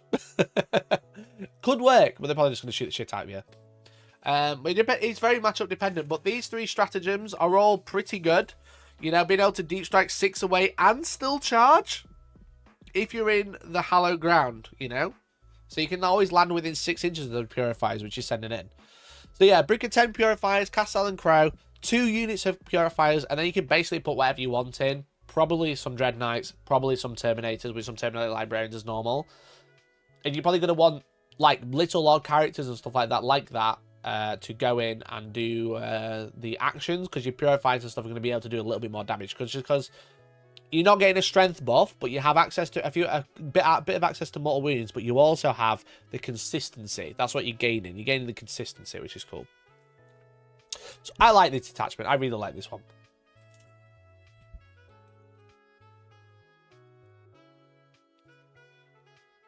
The design team 100% has a Necron and Grey Knight main on them because their stuff always slaps.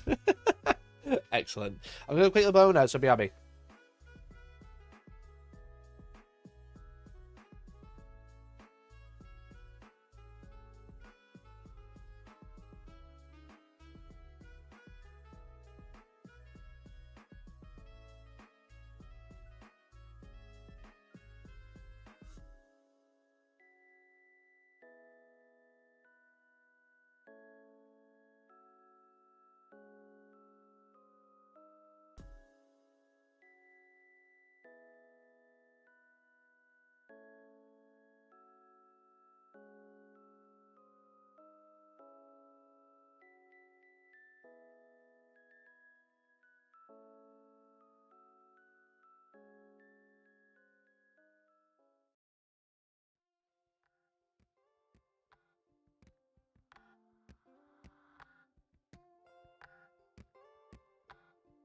Hello, hello. Sorry about that. I need to blow my nose and check to G.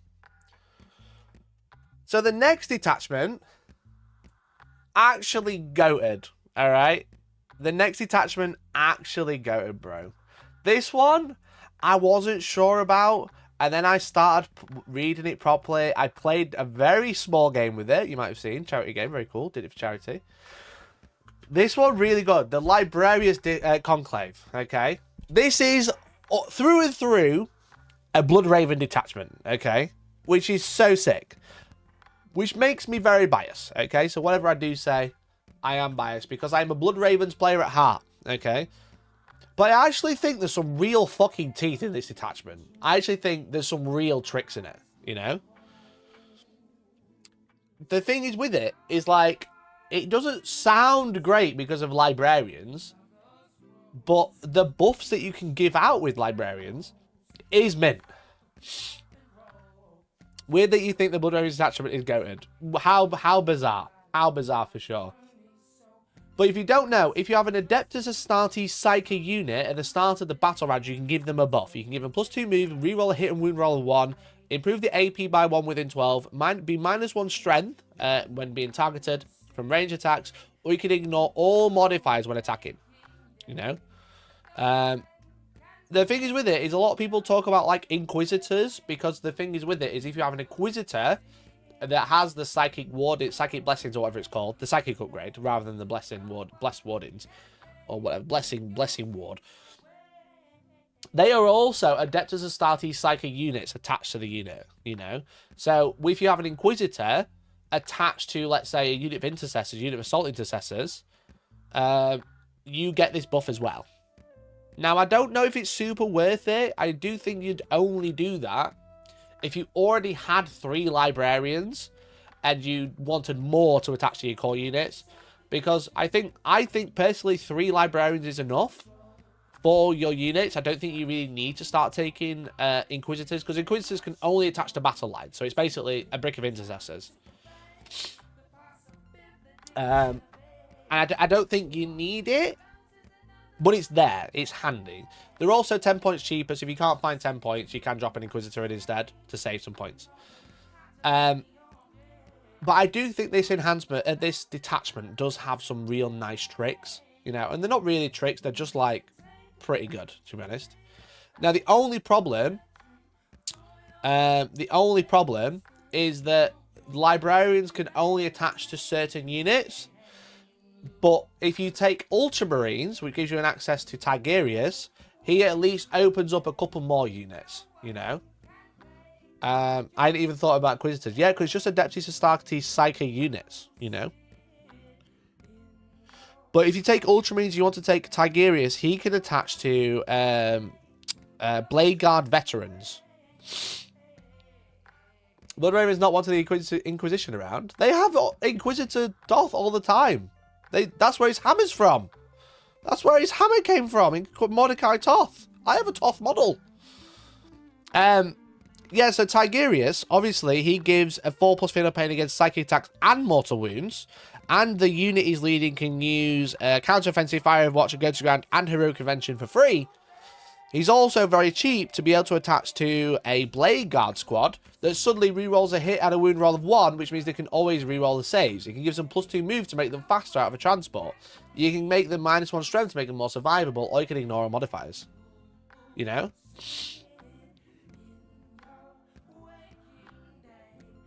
I'm at this moment kind of annoyed that the Librarian on Bike doesn't exist yet. Well, if you play Legends, it does. If you don't play tournaments, it does.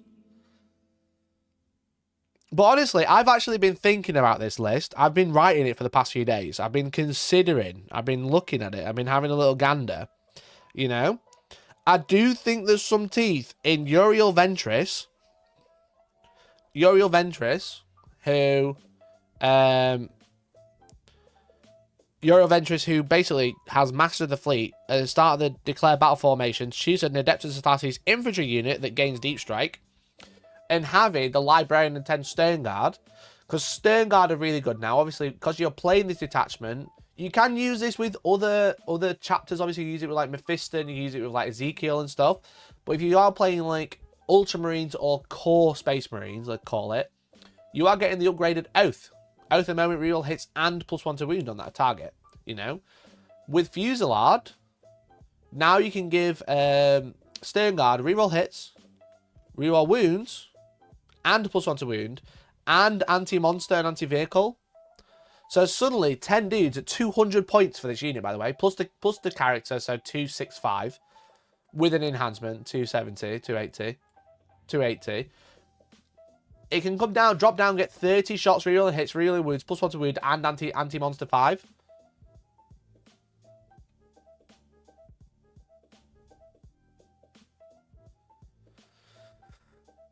And if you've got Pyromancy activated, which gives AP, which you could get with Deep Strike, you get sustained hits as well. Really nice with Hellblasters. It is nice with Hellblasters. I prefer it with Stern Guard for the not mortal wounds. Because you've got 2 heavy bolters, which are mortal wounds. They got sustained as well. And then you got all the bolter shots. I think they're 3 shots in rapid fire. I think they're naturally 2. I'll just double check.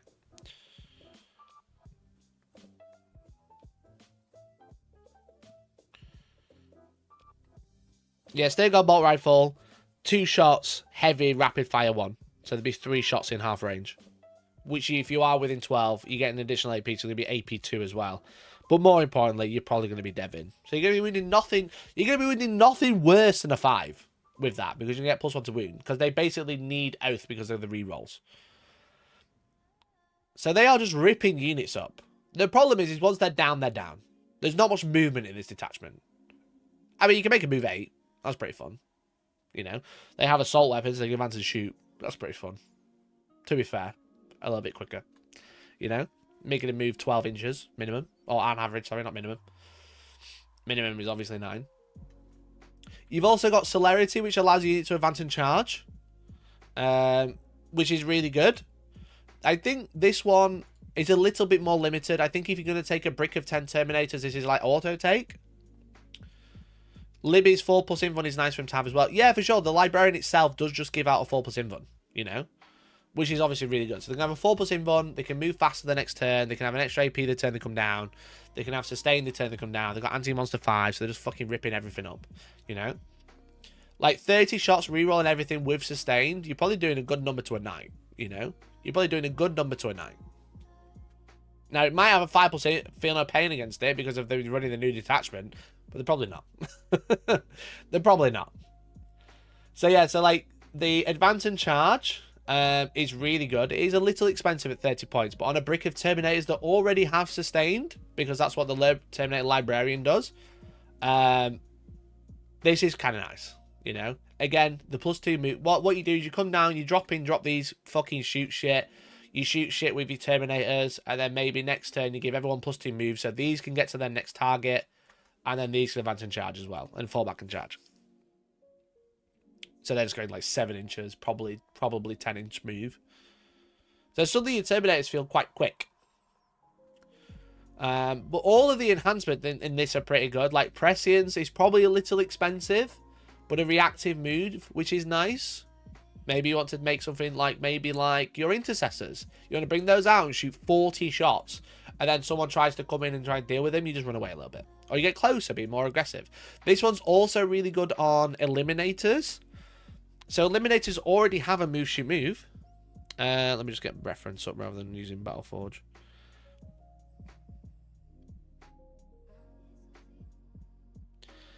So eliminators have reposition.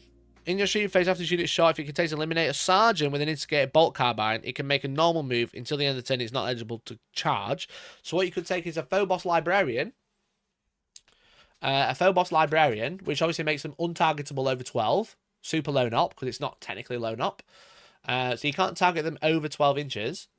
And then they shoot and move. And then if another unit ends within 9, they can move as well. So you can move like up to like, if you're not in divination, it's a bit slower. So 9, probably on average 9 to 12 inches. Spectre's kill team has that as well. For sure, yeah. So if you want to run this as Death Watch, then obviously this is something interesting. I'm trying to talk about base Space Marines. But yeah, if we're going to talk about every single option, there's a lot to consider. Mephiston with all of these buffs is great. I'll have a look at the guard attachment when I've done the roundup. But thanks, bud. We appreciate it. But yeah, with Death Watch, this is obviously really good as well. You've got less access. I suppose you've got the same access to the librarians now. But you won't get access to the +1 to wound, which I think is crucial. So yeah, so now you can have eliminators that are just like running away, or you can play them super aggressively, run them in, shoot, move closer, wait for people to move, and then run away, move block, etc. And then not being able to fire Overwatch is nice. You know, it's a bit more limiting because there's not many combat units that can take a normal librarian. The only real combat unit you can take is Blade Guard with Tigurius. You know? Because, like, Space Marines just don't have it. But, you know, even with just these buffs from Tigurius, because if it's attached, it's good. It's good. And then all the strats are really good. You know? All the strats are really good. Obviously better if you're in the right one. This was great when I was playing against Big C the other day. Being able to, like, give out -2 moves to any unit within 18. Just has to be visible, which is nice. Again, if you've got like the Phobos Librarian that can't even be targeted over 18, maybe they move 6, they're just within 18, you're -2 move, now they can't target you. How about Inner Circle Companions with Librarian attached? Yeah, I do think there's a lot of play with every faction because of the fact that you've got like Ezekiel to play with as well. What's Ezekiel do?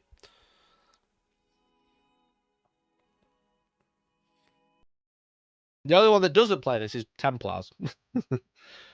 Okay, Ezekiel's not quite as good. His abilities are a bit too. You shoot if one of you with an 18-inch, that unit must take a battle shot test. Not quite as good. But he can also attach to Blade Guard or Inner Circle. Because I don't know what can attach to Inner Circle, to be honest.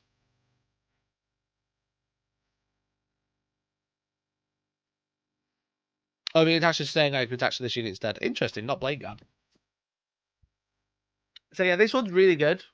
This one's a really good strategy. You can stop people falling back from you. You can just tie them up. You can block things in and stuff, which is nice. And it's just 1 CP, which is, again, Armor Content we know is decent. It's just worse now. This one's really funny. Go in, throw some shit in, tag everything, and then force them to attack you back and have hazardous. Because it's everybody who can target the unit. So they've got a big combat unit, and you're like, I've got 1 guy left. You know? They're going to have to be like, I can only attack with a few to take hazardous, or if I definitely want to kill them, half my unit has to take hazardous. And you're a little bit more survivable. It's just a funny stratagem, this one, because you don't need line of sight. You just don't need line of sight at all, which is great. Normal librarians give 4+ to their unit. Yeah. So you have a 4+ invuln as well. Which is why you don't really want the Inquisitors, because you lose out on that. You'd only take Inquisitors for this buff is if you've run out of librarians, which you probably haven't. Because I do think, like, 3 is enough. Especially if you're taking, like, a character one like Tigurius and then maybe, like, a light Terminator one as well. I don't think you need more than that. Iron Arm. +1 strength and then +2 in biomancy. Again, biomancy is the movement one. So on your go combat turn, you are probably going to be +2 move because you want to be able to be faster. You might want to fall back and charge. But you are probably the go turn when you're going to be in combat. You're probably going to have +2 move just so you can make combat, make the charges shorter. Because if you think about it, biomancy is +2 move. It also reduces the charge by 2 because you can just move faster. You know, that's what you kind of have to like remember is it just makes your charge better. So it's just going to be shorten the distance much faster. So the go turn that you are going to go in combat, you're going to be +2 strength. So you can make those Terminator strength 10 with sustained. Pretty cheeky. A little bit old school. I don't know if I like the idea of a brick of 10, but it can be good in the right army, in the right matchup. But sometimes it can just die. But being able to advance and charge just makes it faster, and that's always its problem. Once the Terminators are down, they're down. They don't go fast. But being able to move 7 with an advance, it does make them quicker. And then, as we saw with the sail as well in the battle report as well, this is just double grenades. Think about it that way. It's an extra grenade. And it's 18 inches. So it's selected a Psyker. It's only from the Psyker. Selects a visible enemy unit within 18 inches, excluding lone op. It's grenades unless you're in telekinesis, then it's 3s. You know? So you can throw this, throw a sail out, do some mortal wounds. Then if you're within 8 inches, or even just a different unit if you want to, you can throw grenades as well. It's essentially a double grenade, which is great. 2 CP to throw 2 grenades, 118, 18. That is a great stratagem. Only downside, it's limited to Psyker only. But I'm like, the whole detachment is Psyker.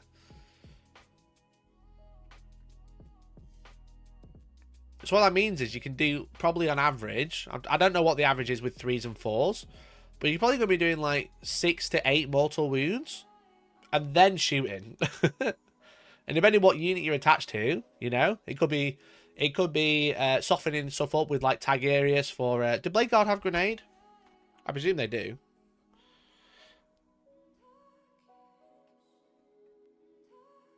Yeah, so you could be like Tigerius, could throw like 6 to 8 mortal wounds out before they charge in.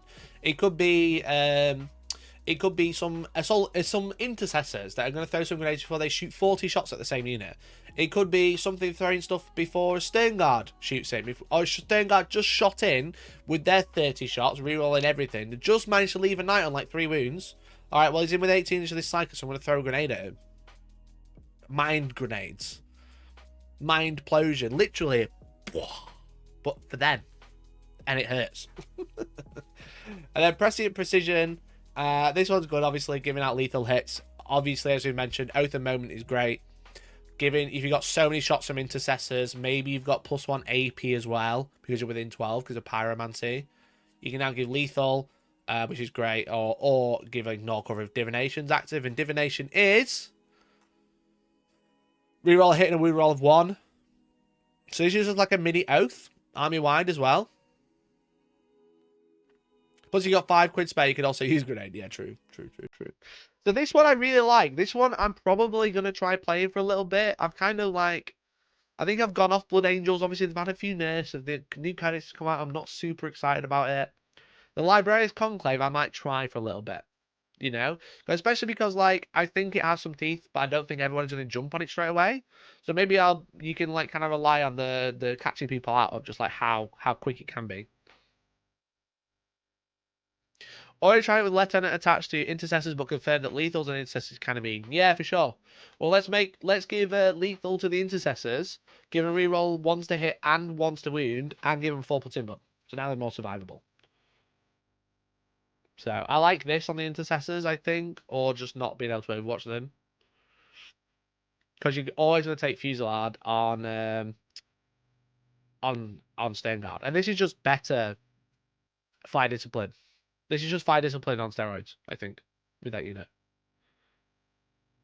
So that's really good, really good. So we've got 4 more to cover, I'm afraid, before I do the guard, but we'll go into the guard very shortly. We've got the chaos to do now. I know I spoke a lot about this one on the main roundup. Let me get chaos open. This one is just run, chosen, and bile. This one is just chosen or bile, have a great time. All of these buffs are great. You are going to be taking bile because you want to be able to re-roll the dice on these buffs, you know? But you can choose one, or you can roll for two, and Fabius lets you re-roll one or both dice. So, like, this is super strong. The only downside is... if you roll double six twice. Really breaking new ground and chosen bomb, yeah. Yeah, but all of these buffs are just make your combat units super strong. Super duper strong. So they're so good. The only downside is you roll a double twice. You know, that's gonna annoy you. But yeah, chosen in this are horrific. Actually horrific. Okay. Let me think. I'm trying to remember back to the detachments. Because, like, this one, if you're just taking infantry, obviously, because every stratagem affects infantry, quite literally, it's all infantry-based, you are just on steroids. You are just on steroids, you know? The downside is you're not gonna really getting any buffs for, like, long-range shooting, you know? You're not really getting buffs for, like, your Forge Fiends or whatever, if you wanted to take those, so maybe they're not quite going to fit in this detachment very well. It'd be nice to have some, like, backline firepower, don't get me wrong. But, like, they're all really good, and all of these enhancements are great on a Chaos Lord that goes and has a best day ever, you know? +1 damage, you can get, I think you can get like a, if you go Chaos Lord with the Thunder Hammers, flat 2 damage, you can then make him flat 4 damage with this, because you can give him add 1 and rerolling hits, and then you can go for his chaotic best day ever, which gives him +1 strength, +1 AP, and +1 damage. Sustained and lethal from Dark Pact is more than most of long range needs, to be fair. To be fair, yeah, this is all not including Dark Pact. You know? This is, like, not including Dark Pact. But yeah, you've got, like, a Deep Strike Denial one here, which is nice. It's a shame it can't go on Damned, but you can put it on, like, a Dark Apostle or something, which is nice. But yeah, all of these enhancements are great. And then all the stratagems just make you fucking murder. Actually murder. Like, again, like, you got Fight on Death, like this one on 4+, or 5+ if you're damned, but who cares? You're not really taking damage, you're taking Legionnaires, probably, in this detachment. Legionnaire chosen, probably possessed. Maybe a couple of Obliterators, because then with +1 toughness, actually makes you sick. Actually makes you sick. But it's very similar to, like, the last detachment. It's just, like, you've got all these little buffs that just make your army just, like, play so differently. You got Fight on Death, you got fucking Advance and Charge, if I remember correctly.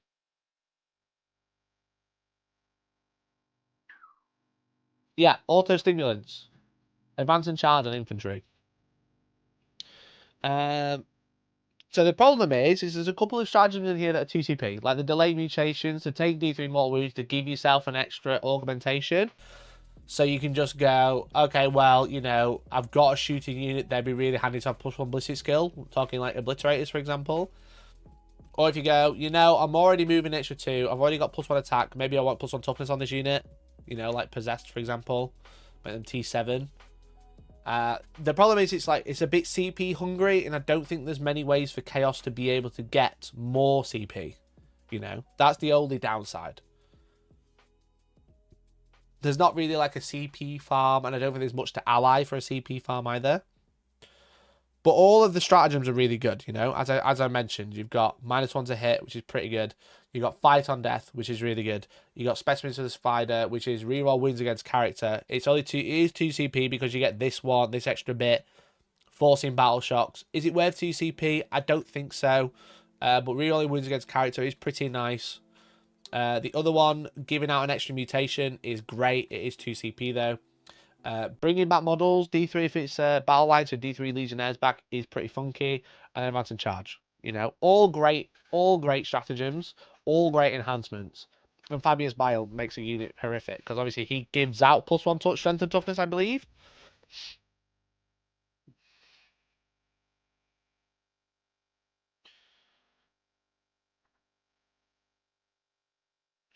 Yeah, he gives out +1 strength and toughness to the bodyguard unit, and then you can give out another +1 toughness and +1 strength if you roll well. It's just relying on the rolls, okay? So you can have like T7 chosen, or whatever, T6 chosen.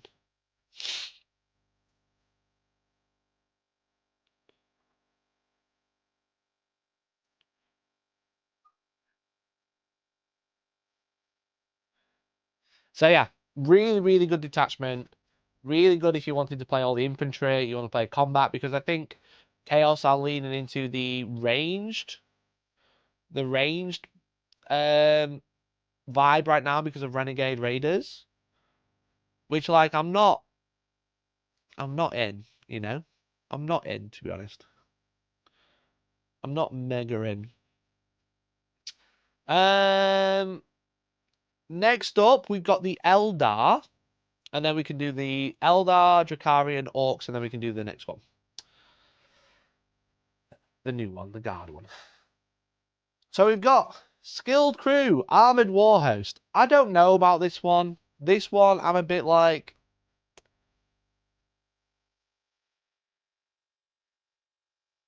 I'm not mega excited.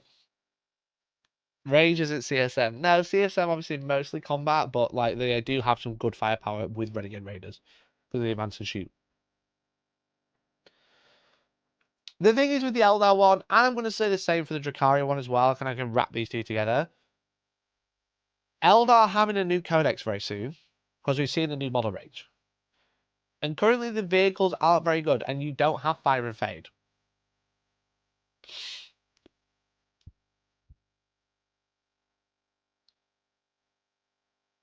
So you don't have Fire and Fade, so as soon as you pop out with a good vehicle, it dies. You know? And then you just move fast anyway, so do you need assault? Not really. So I think it's hard to judge this one without the new codex. And the same can be said for the Drakari one. Because the Drakari one sounds really interesting. But the problem is the Harlequins aren't very good. But they are in the Eldar Codex. So will they... Oh, I opened the wrong one. But they are in the Eldar Codex. So, like, maybe this one suddenly becomes super interesting. But currently, Harlequins don't kill anything. You know? The Harlequins aren't that good. They aren't killing stuff. Maybe taking some Death Jesters, maybe taking some Void Ravens or Void Weavers or whatever they're called. I do think it's just better this one to play as pure Drakari, you know? You can infiltrate Harlequins, which is interesting, but if you go second, they just die. You know? You got like, I think you got advance and charge again. Yeah, another advance and charge. I think Harlequins already advance and charge, don't they? But yeah, you just lose out because you've got to, if you fuck up killing a unit with your Harlequins for then your Drakari to get the buff, or vice versa, you are just left with your dick in your hand. And if the opponent has any sort of brain cells, they go, which of the army do you have the least amount of that's going to kill me? And they kill that first. And then your detachment does fuck all. It does nothing. Because as soon as you lose half of one or the other, Drakari or Harlequins, as soon as you kill one more unit, you lose this buff. Harlequins don't have advantage charge. My apologies. Are they used to, though? Even so. So as soon as you get rid of or half the army, or even just get rid of the part of the army that's going to kill you from a section of the army, whether it's up to Harlequins or it's up to Drakari, whichever ones have got the least killing, the detachment falls over. It's like you are doing a lot of setup, a lot of thought process, a lot of planning, a lot of timing for very little reward. If it was full reroll hits and wounds, I'd be like, fuck me.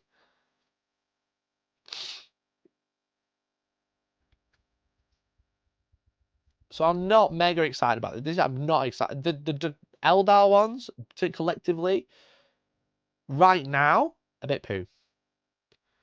If the index changes loads of the Harlequins data sheets and the codex changes loads of the Harlequins data sheets and it changes loads of the vehicle data sheets, the ones that fly, suddenly we can readdress these and go, maybe we were wrong. But we're not really wrong right now. It is just poo. It is just poo. Just don't bother, I don't think. It's not bad, but I'm starting Black Legion Veterans of the Long War, and I'll probably try the Fabius Detachment. I like the combat, heavy CSM. even if it's not an optimal choice. I think the Fabius one is really good. I think the Fabius one is really good. So I would use that. The Fabius detachment is strong. I like that one a lot. But then finally, we've got the Orcs. Before we look at today's, this is the last of the weekly roundup. The Orc detachment, called Tactical Brigade, just turns Orcs into guard. This one is good. This one is very good. You know? If you don't know, big mechs, Snickrot, and war bosses can issue orders, in inverted commas, to units. So you can give 2 by taking damage, you know? Reroll charge, +1 strength, stealth and benefit of cover, and reroll, add 1 to the hit with ranged attacks. As I mentioned yesterday when we looked at this one, you can use a mech captain to get reroll hits for the unit. Put this on a big mech with shock attack gun, and attach this to a new unit of tank busters, which are very good with +1 to hit and rerolling hits. Suddenly you've got a very good shooting unit to take out some tanks, because they get +1 to hit naturally. You can give them +1 to hit if you need it. They get +1 to hit against vehicles or monsters, I think it is. And you're rerolling hits, so you hit on 40 rolling. That's suddenly pretty good. Because the problem is with Orcs is their shooting is good, but they don't hit. If they hit, it's usually spiky, you know. So this is something really good. The shock attack gun itself is really good. The problem is it only hits on 5, so it's only hitting on 40 rolling. Is really great. It even works just by himself. You don't need to be attached to a unit for the rerolls, because it says you can attach to flash kits, but you don't need to, you know. The squad leader is crazy good. I don't know if it'll survive, but you can infiltrate fucking Squigosaur on War Boss on Squigosaur, Beast Boss on Squigosaurs, or the Deathkiller Wartrike currently with squad leader, because it's just any War Boss model non-infantry. It doesn't say infantry there, so you can be a Squigosaur. And you've got a stratagem for uppy downy Squigosaur commandos. So you got a unit of commandos with a Squigosaur attached that can now teleport or go up and down. It has to come back on the board edge, but still.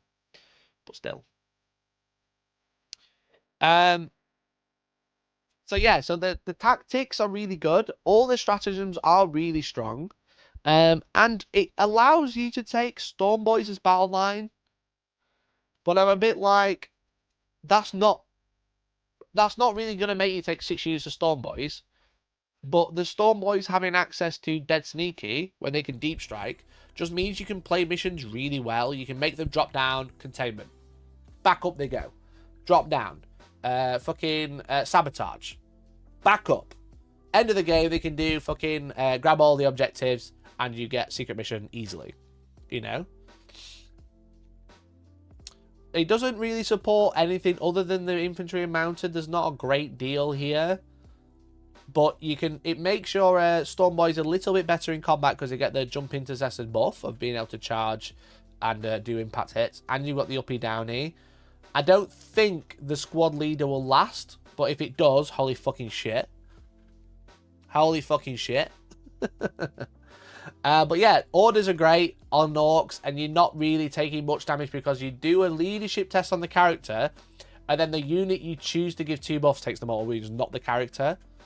Because again, you kind of like bonk the order into their head, which is quite funny if they don't listen. So yeah, this one's really good. I do think it'll probably win a GT, because I think it'll be very similar list. Very similar list that people running now can run it like this. The problem is you can't attach leaders to Stormboys. That's probably another problem as well, because they got rid of the Vulture guy.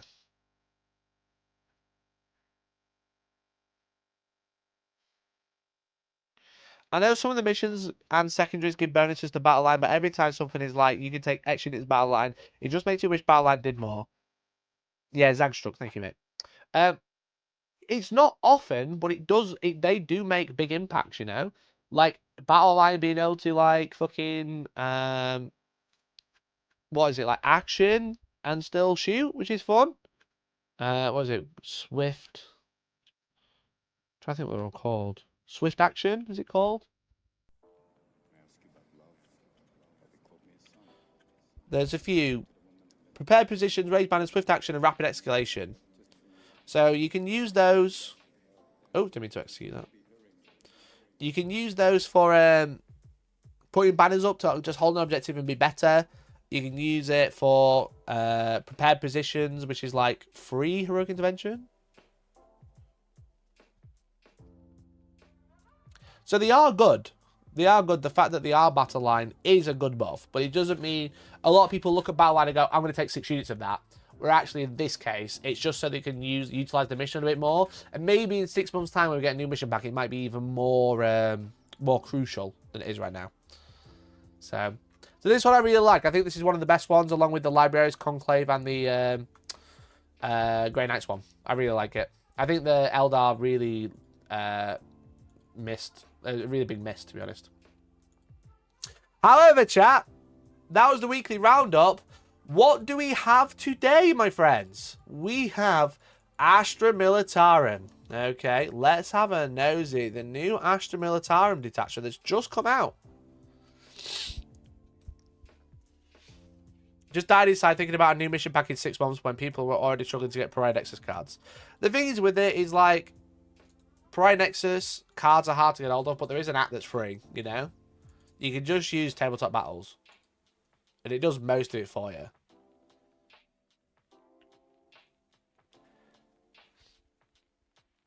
Not sure if changing battle line into Obsect. Not sure if changing battle line into Obsect or something would be a healthy change, but it didn't need something. Yeah, it'd be cool if battle line just had sticky naturally. I think that'd be cool. But yeah, it's just like it lets you do all the other stuff. If you think about it, if you go to Warp Tracker, I think. If you go to this free website that also can do cards for you. Mission rules. Just search battle line on here. So prepared positions, you can use go to ground and heroic intervention for 0 CP. You can gain the extra VP for raising banners. You can strat reserve and come in turn 1, I think. Yeah, you can strat reserve and come in turn 1, which is good. So you can deep strike turn 1 with your Storm Boys. Again, really good for mission play. And then Stalwarts. They can shoot and do an action, which is not like crazy. But they can do actions while in engagement, which is crazy. So like rapid escalation is the big one. Being able to put Storm Boys and deep strike them turn 1. It's key to so many secret missions as well. Yeah, for sure. Not that one.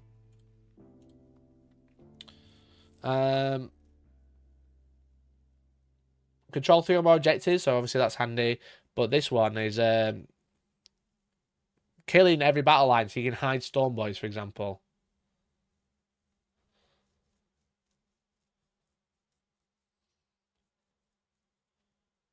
For me, it's just the benefit of having a fast-moving battle line to try and pull off a secret mission. I mean, it only affects one, right? But then you're just killing your opponent. So what it does is it stops your opponent.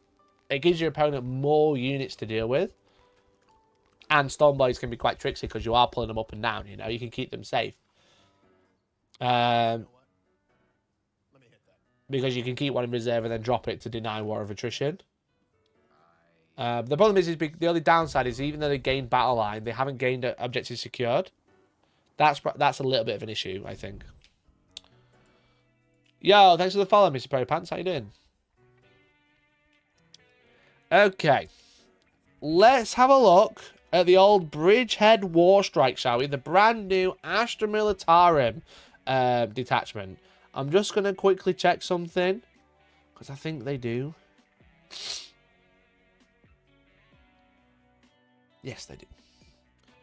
Let's have a look. I've not looked at this yet. It has just come out a few minutes ago whilst we're doing the roundup, but let's have a nosy. The detachment rule. Infantry, reroll a hit roll of 1. Okay. Scions, Aquilons, having a great time.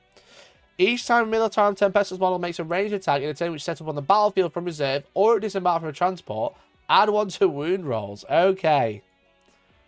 Okay. Okay. Okay. Chimeras with guardsmen in it, is it? Or is it just more Aquilons? The Aquilon detachment. Thank God they've been nerfed. If a Tempestus officer model is your warlord, Tempestus Scions units on your army gain the battle line keyword, and while such a unit is not battle shot, add one to the OC. See, this is what you want to see. Oh dear, chat, what's going on? Let's find out.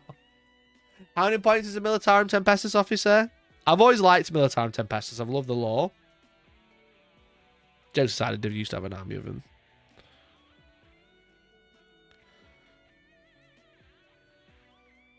So we got the officer there. They are 70 points. Gives out sustained. Can't attach to Aquilons. Oh, an officer, a Tempesta Prime model is your warlord. Tempesta Scions have battle line anyway, but this gives them +1 OC. Ooh. Let's have a nosy, shall we? Each time the bearer issues an order, if the bearer's unit contains one or more models equipped with the Master Vox, it can issue that order up to 3 different regiment units instead of 1. That's good. Hey, Infamously, how you doing? I've always loved Scions. I have always loved Scions. Okay, that's really good. Priority drop beacon. The bearer's unit can set up using the deep strike ability and reinforcement step in your first, second, or third movement phase. Okay, that's really good. Okay, that's strong. Shroud projector. Enemy units cannot fire Overwatch at the bearer's unit. Not too bad. Only 15 points. Pretty decent. This is really good. As is this. Okay, what's next? This is just good. Advanced Augury. Infantry officer, so anybody. After both players are deployed, select up to 3 regiment units for your army, redeploy them. Fucking hell. Good, just wanted to learn more about the Warhammer lore. My name's Mikey, thanks so much for tuning in, really appreciate it. I'm currently live on YouTube and Twitch. I mostly do rules coverage and more talk about the game, but I do talk about the lore a little bit. But I'm mostly a rules focused guy. I really appreciate you tuning in. Hope you're doing well. Hope you're having a nice day. And we're just looking at the new detachment. So every day this month, Games Workshop are dropping a new detachment to a different way to play your army. And today it is Astra Militarum. Just hits for hits. One of the very few detachments without a bad enhancement. Yeah. Yeah, all these enhancements are really good. 15 points for redeploy on regiment units. Right, okay. Okay, let's have a look, shall we? Bellicosa drop. You can use it in the reinforcements of your movement phase. 1 Astra Militarum infantry unit that is in reserve and has deep strike. Continue the phase when deep strike, you can set up 6 anywhere, but you cannot charge. So now your Tempestus Scions are also Aquilons. Excellent. Your Tempestus Scions that can drop in turn 1 are also Aquilons. Why not? Your shooting phase, a Tempestus or Cassakin unit to the end of the phase. Improve the strength and armor characteristic of hotshot las carbines, las guns, las pistols, marksman rifles, and volley guns and sentry volley guns by 1. Okay. They're already like AP 1 or 2 now already.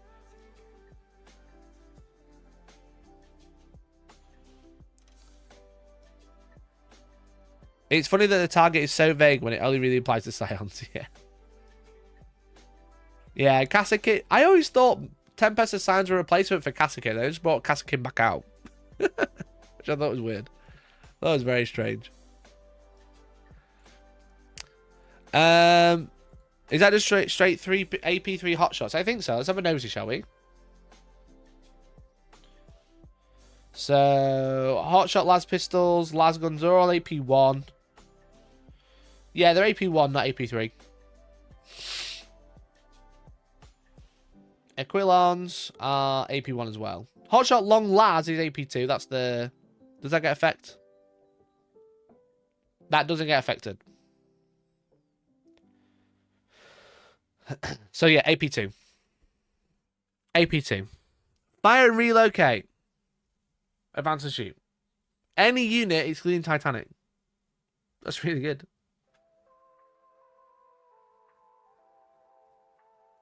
Brutal on the turn, they get that +1 to wound. Yeah.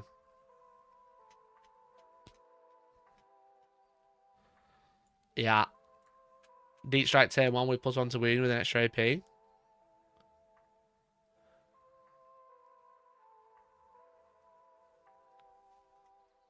And then we got servo designators.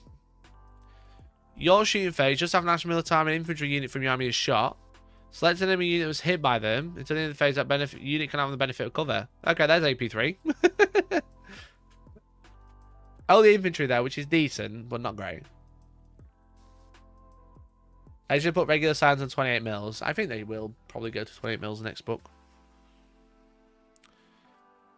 Aerial extraction. One end of your opponent's fight phase. One Valkyrie unit from your army that is not within engagement range of one or more units of one Astra Military unit from your army that has a deep strike ability is not within engagement range of one or more enemy units.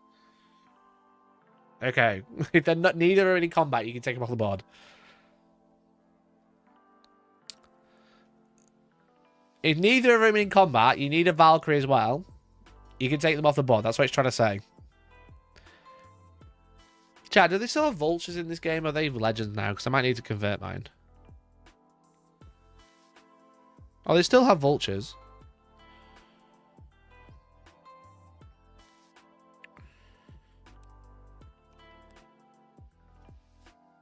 Vultures are gone. No, they're not. They're in the app.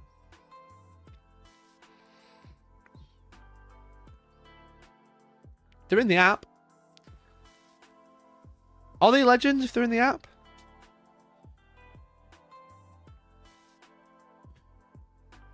But I've got 2. Imperial Armor, Astra. Because I was like, I'll just convert to Vulture, to Valkyries if not.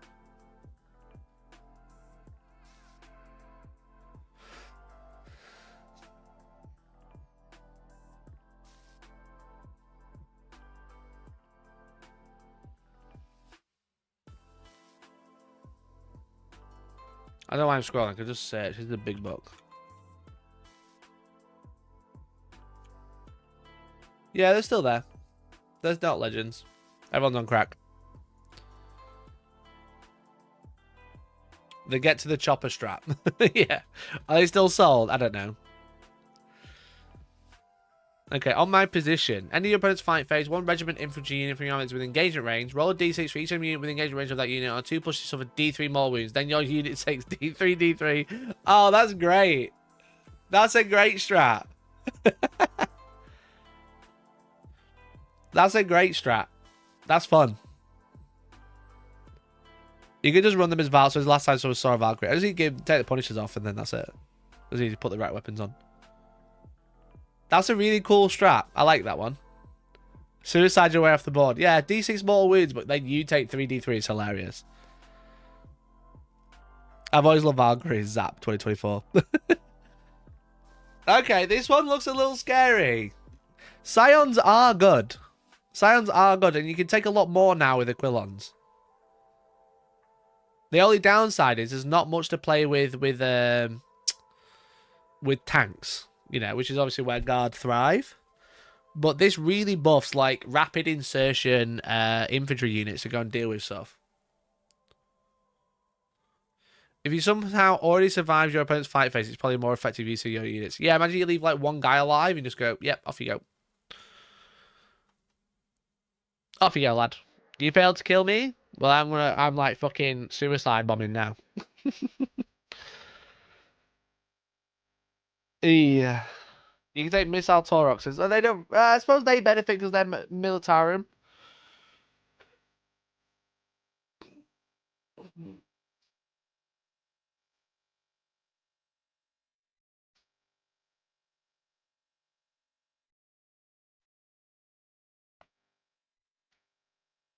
Yeah, the transport, the Taurox will get plus onto wound, sorry, right?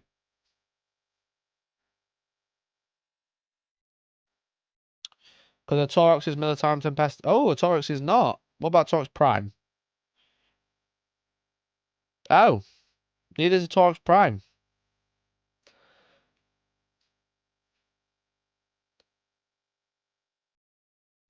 3d3 wounds, so 1 wound model is so funny. Do they have to be not battle shocked? Yeah, but obviously if you've got a unit and it takes loads of damage, you take battle shock in the command phase.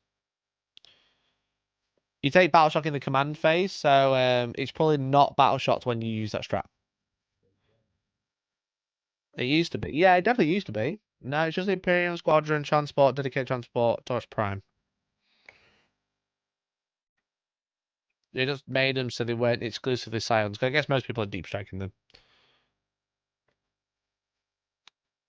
So yeah, when you want to use this strat, it's funny because you've just taken loads of damage. You got one guy left, so you just drop bombs on their head.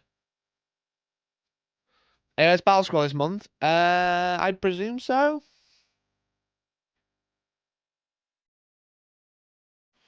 It's really good if you have Scions and want to lean heavy infantry, but so is their standard index detachment, just giving lethal hits to so many things. I don't know how I feel about it. This one is just nice because obviously you deep strike and getting +1 to wound. You know, if you're already taking 30 Quillons, these just make the Quillons and Tempestors better. But you are losing out on the fact that the tanks don't get many buffs in this. It's all infantry. This is good, advance and shoot, which is nice. Just makes it so your fucking Lima Russers can move faster and get there. But they're all infantry based. I don't know if this one's cracked. It just sounds scary. The wild thing about Taurus Prime losing 10 best keywords, it can still only transport Scions. I don't think that's true. Oh yeah, 12 Militarum, Tempestus infantry, or Tempest or infantry character models. Yeah, you're right. My bad. That's quite funny. That is quite funny actually.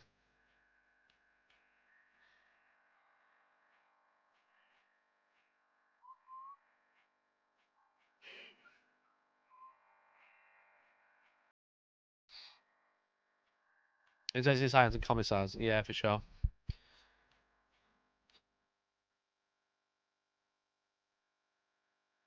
Um, well, this actually doesn't buff tanks. You can probably slot in a tank commander and a few Russers. Don't play guard, but sounds pretty doable to me. Yeah, I think it sounds decent. To be fair, I think it does sound good. Jokes aside, I do like the Scion models compared to the rest of it, and I did used to have Scions, and I have the Aquilons now. I don't have 30, I've got 10. It sounds a little scary. I need a little bit longer to kind of like judge it, to have a good think about it. But on initial reading, it sounds pretty good. I'd be interested to see what other people have said about it and what people have thought. Let's have a look at the article, see what they say.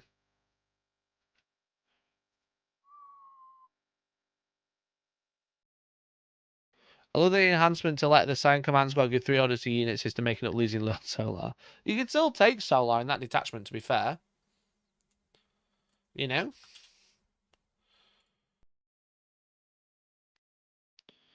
Get Kaden in the bin, Tempest as our new default guard. Yeah, I agree. Better models. He has to be a ward. Ah! There we go. That's why.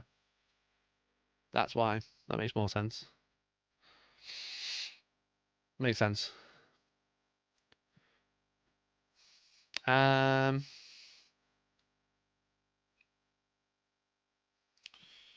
Nothing crazy. For men and women in the Military Tempestors, landing zone as hot as the turkey. Tune tomorrow for a quadruple festive helping of Chaos Demons. Look, 4 detachments tomorrow to look at. 4 detachments.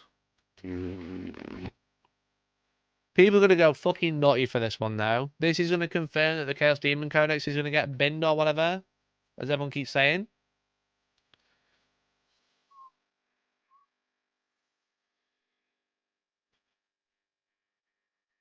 Well, yeah, I like the guard one. I need to have a proper think about it. I don't see any crazy tricks initially.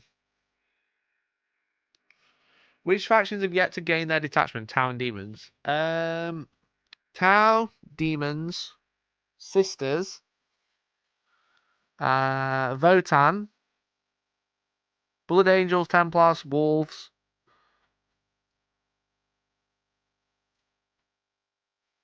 God, we've had so many, haven't we? We've had so many already. I need a list of every faction. Let's do it.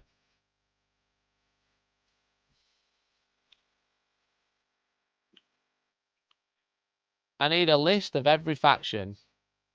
Right. We've not had Sisters. We've not had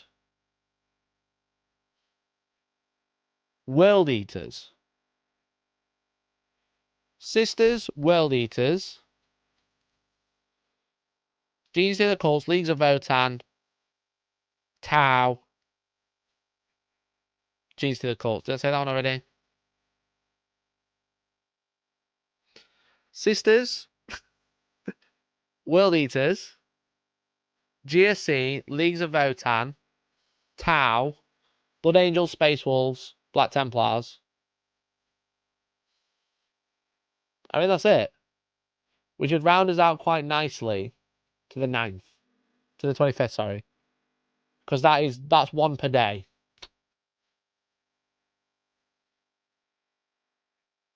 Every day without the sororities detachment, I feel myself drifting further from the Emperor's Light. Are you gonna play if the Sisters one came out tomorrow? Are you gonna play it before Christmas? Answer that.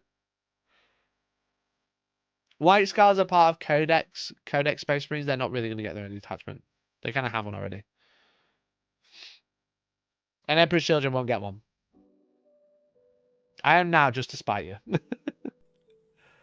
But it made me laugh. It's like people are moaning. I think people are like, "What if my detachment's Christmas Eve?" And I'm like, "Are you gonna play it?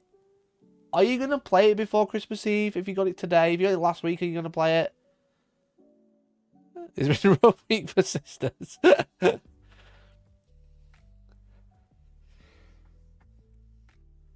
Which one do you reckon will be last? Is that the one that'll get a model reveal? No, because I think it's all going to be Emperor's Children on Christmas Day, you know?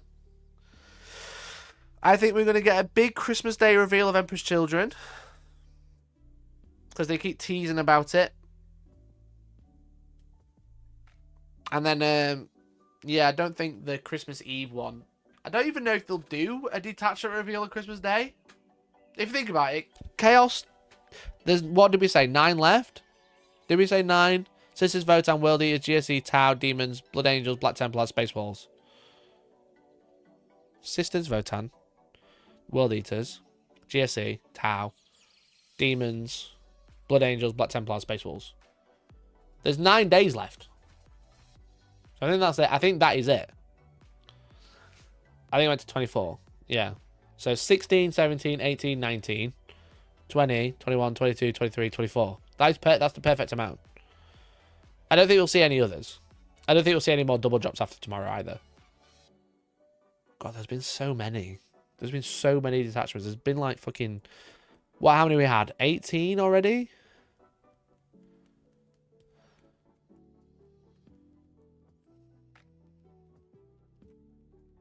My brain is starting to hurt from all of these rules. I'm reading it, I'm just glazing over.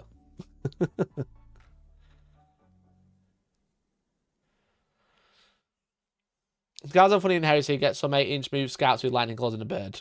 Nice. But I keep struggling. I am. I'm struggling. There's so much.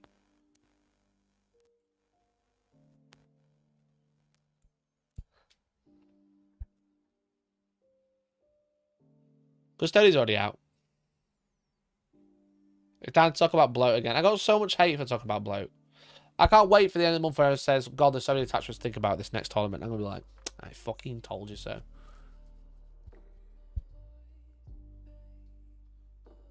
Honestly, I'm sure you hate it as a regular tournament player, but as a filthy casual, I'm just basking in the new stuff for everyone. It's nice that all my friends are getting stuff for this month. Yeah, don't get me wrong. It's nice that, like, every army gets, like, a little injection. You know what I mean?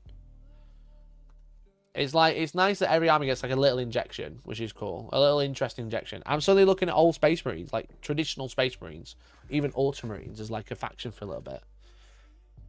But yeah, it's just like so many rules to think about, so many combos to think about. And don't get me wrong, like every other fucking channel has like 5 people. I'm doing it by myself. Everybody's busy. Everybody's too busy for me, chat.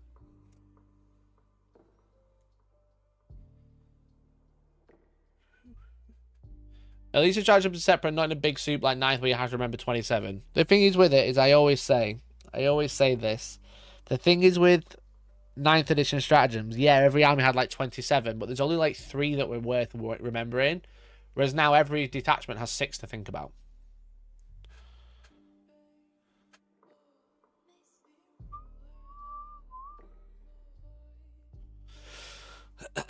Interesting what they do with Votan. There's so few units they can't really lean into one type that easily. No, I think it'd be more. I think it'd be closer to like Thousand Suns, where it's just a bit like some random shit, you know, some random stuff. Didn't say they're going to be 30 total. Yep, 30 total. That's why they're doing loads in multiples on single days. In 24 days, they're releasing 30. But yeah, if you think about like old books, it was like when I was playing Iron Hands, which was 2 sets of detachment, 2 sets of stratagems. There's only like 6 max that people actually used. There's only a couple that there was, because there was ones that were like, if you have a whirlwind and a land speeder, then that you can target a unit with a land speeder, and then the whirlwind gets +1 to hit. It's like no one cares about this. But now it's like 6 that are like probably good, probably 5 per detachment.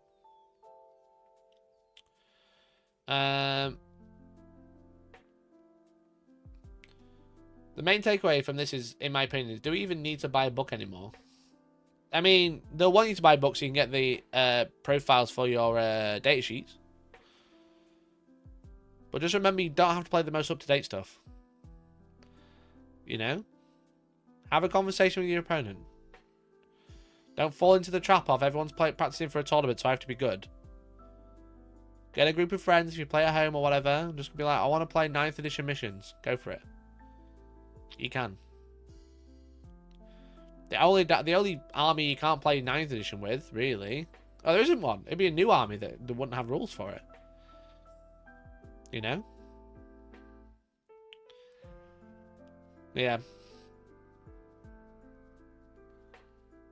Oh yeah, just being it proves without a shadow of doubt they can do digital codex. Yeah, makes you sad, doesn't it? Makes you sad, doesn't it? Because they could just keep all the data sheets free.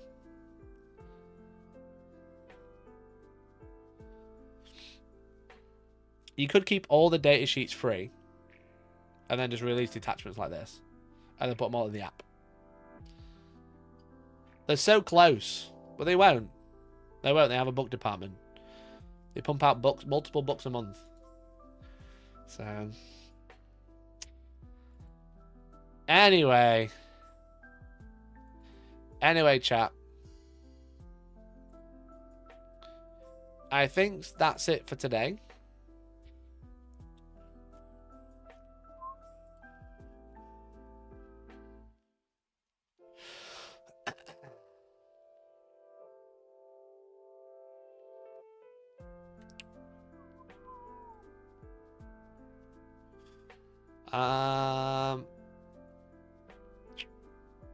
Yeah, that's it for today, I think, chat.